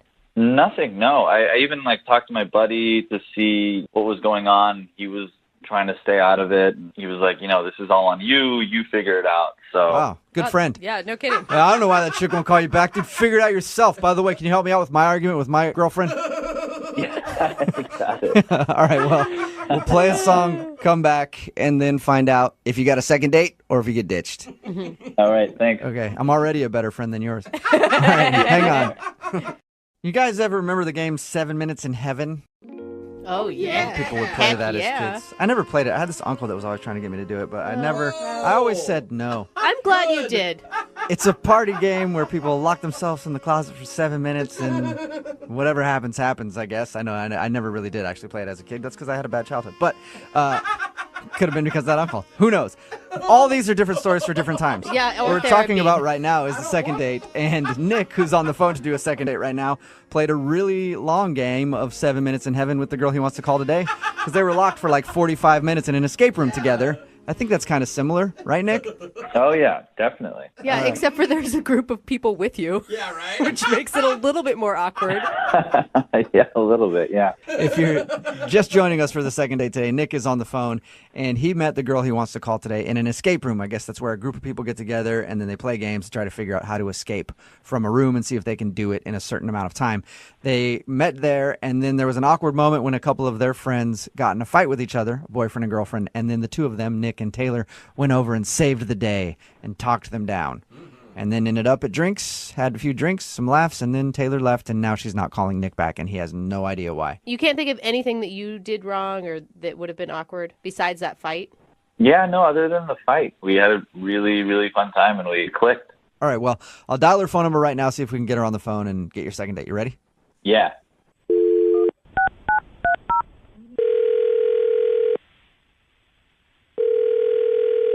Hello? Hi, may I speak to Taylor, please? Yeah, this is her. Hey, Taylor, how are you? This is Jubal from Brooke and Jubal in the morning. I'm good. Good. Are you familiar with the radio show?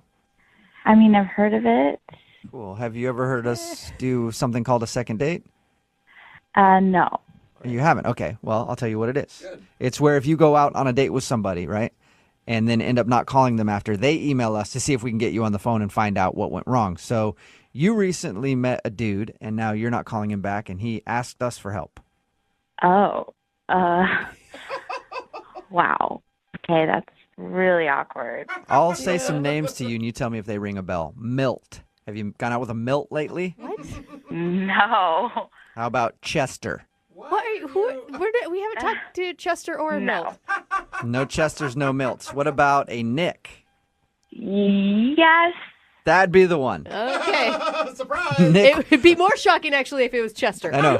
Nick told us about how he met you at that escape room and shared some drinks with you and thought that he was going to see you again, but now you're not calling him back and he's wondering why. Oh, wow. This is very weird. The way he painted the picture is that you guys had a delightful time together. Yeah, I guess so. That doesn't sound like a ringing endorsement. I suppose it was fine. Was there something that Nick did wrong? No, there's nothing he did. He told us about your friends getting into a fight in the escape room, the boyfriend and girlfriend. Was that the awkward thing that somehow made you not want to go out with him?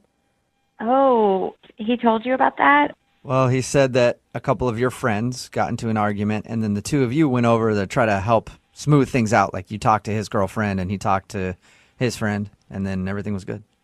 That's all he said? Yeah.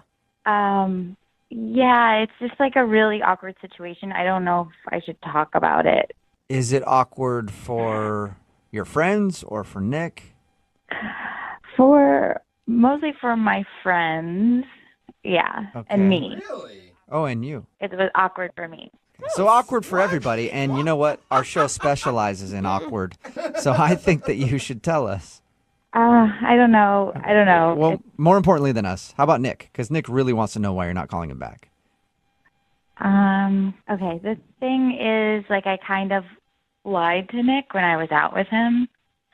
You lied to him about what? About why our friends were fighting. Well, didn't he know why they were fighting? No, he did not. So why were they fighting? Like, for real, not the lie part. Basically, they were fighting because the guy was texting me, and his girlfriend found out about it. Wait. What? We mean like texting you like he was trying to make you his side piece or something? Like, what do you mean? He was just sending me, like, really flirty texts. Whoa. And when you guys were in the escape room? No, it was before this, and I was like, hey, I told my girlfriend, I was like, your boyfriend is texting me, and she just decided to bring it up in the middle of this escape room. What? Oh my God. I have so many questions, but one is why on earth would you ever agree to go into an escape room with a boyfriend who's hitting on you and his girlfriend? I don't, that's a good question. I don't know. It was Yeah. bad. Looking back on it, it's probably not a good idea. No! Yeah, it was a bad decision. So they were arguing about you. Yeah. But what does that have to do with Nick and why you wouldn't be calling Nick back? I just don't want to get in a relationship where our friends are, like, arguing and I'm the cause of it. I just want to stay away from all of it. Oh, it sounds like so much good drama, though, doesn't it? Not for me. I'm kidding. Speaking of good drama, Nick is actually on the phone listening to this conversation and wants to talk to you. What? Are you serious? Yeah, I am, unless he's hung up. Nick, are you there? Yeah. Hey, Taylor. Hello. Hey. How's it going? Fine. This is awkward. Yeah, everything's fine. You knew why they were fighting? And it was all because of you? Yeah, pretty much. Yeah. Why did you feel like you had to lie to me? I feel like we had a good time. Like, I just, like, didn't want to involve you more than you already were involved because it was just so weird. And Nick, don't you think that's a positive thing? I mean, like, for once she was trying to, like, tamp down the drama instead of bring it up. yeah, I guess. It's just still a little suspicious. Yeah. Suspicious? What do you mean suspicious?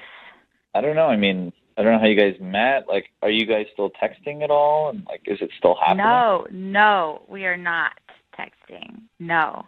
Snapchatting? I do not. Using that None of the above. Oh, okay. And you were never texting with him, right? You were just a recipient. Yeah, I in no way encouraged him. Well, how can I know that you're telling the truth about all this? My buddy wouldn't just come on to you for no reason. Like, you would have had to have done something or encouraged it. What? Right? Okay, we're talking about Dan? Of course he would. That guy's a pervert. Dan is not a perv. I've known him for like 15 years. Like, you know, we've been through a lot together. He can be a little wild, but he's definitely not a pervert in any way, and he's like really faithful. Think about it. The girlfriend was yelling at the boyfriend. If the girlfriend thought that Taylor was involved, she would also be yelling at Taylor. Exactly. Thank you. That's not part of a girl code. No, No. That just seems the way it is. Whenever somebody cheats, they always blame the person who their significant other cheated on with. Totally. Like, their significant other had nothing to do with it. I agree there. She'd probably be yelling at Taylor more than her boyfriend. Dan the pervert or whatever his name is. He's not a pervert. If I showed you some of the things he's been texting me, you would say something different. Oh, really? Eggplant emoji. So let me get this straight. You're saying you've never flirted with him. You've never encouraged him to, like, keep texting you, and you guys have never, like, hooked up or done anything? Like, you're the innocent person in this whole thing?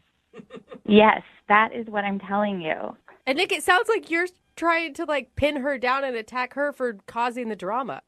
It just is, yeah, I've known Dan for so long. It just seems so weird that this would be happening. Yeah, I don't know what to think about it. I am telling you the truth.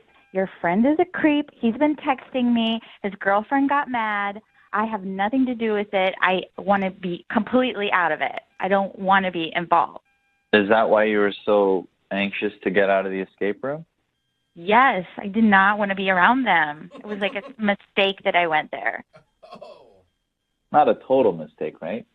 Oh, there we go. The So tune is changing. All right, Nick's still in. Hey, Taylor, would you like to go on a second date with Nick? We will pay for it. I'm going to have to say no because the situation is just too weird right now, and we need to wait till everything blows over. I don't know what this has to do with you and I. Like, their problems are their problems, and I think you and I should focus on us and see, like, you know, what we could be. Because we did have a good time. You can't deny that. I mean, we had a good time. I just can't. It's just too weird right now. Taylor, I know there's all this drama going on between our friends, but I think there's something here, and that should be enough for us to go out again. Yeah.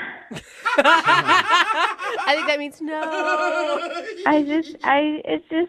It's just too weird. I just think there could be something here. I mean, really, it sounds like everything just boils down to this other couple fighting. Don't you think that will blow over eventually, and then you guys could go out? I just still have to say no. No for now, right? Yes, no for now. Okay. So there's a chance at some point. Maybe one day. All right. Oh, Yay. Maybe one I've never been day. so happy at the end of a second date.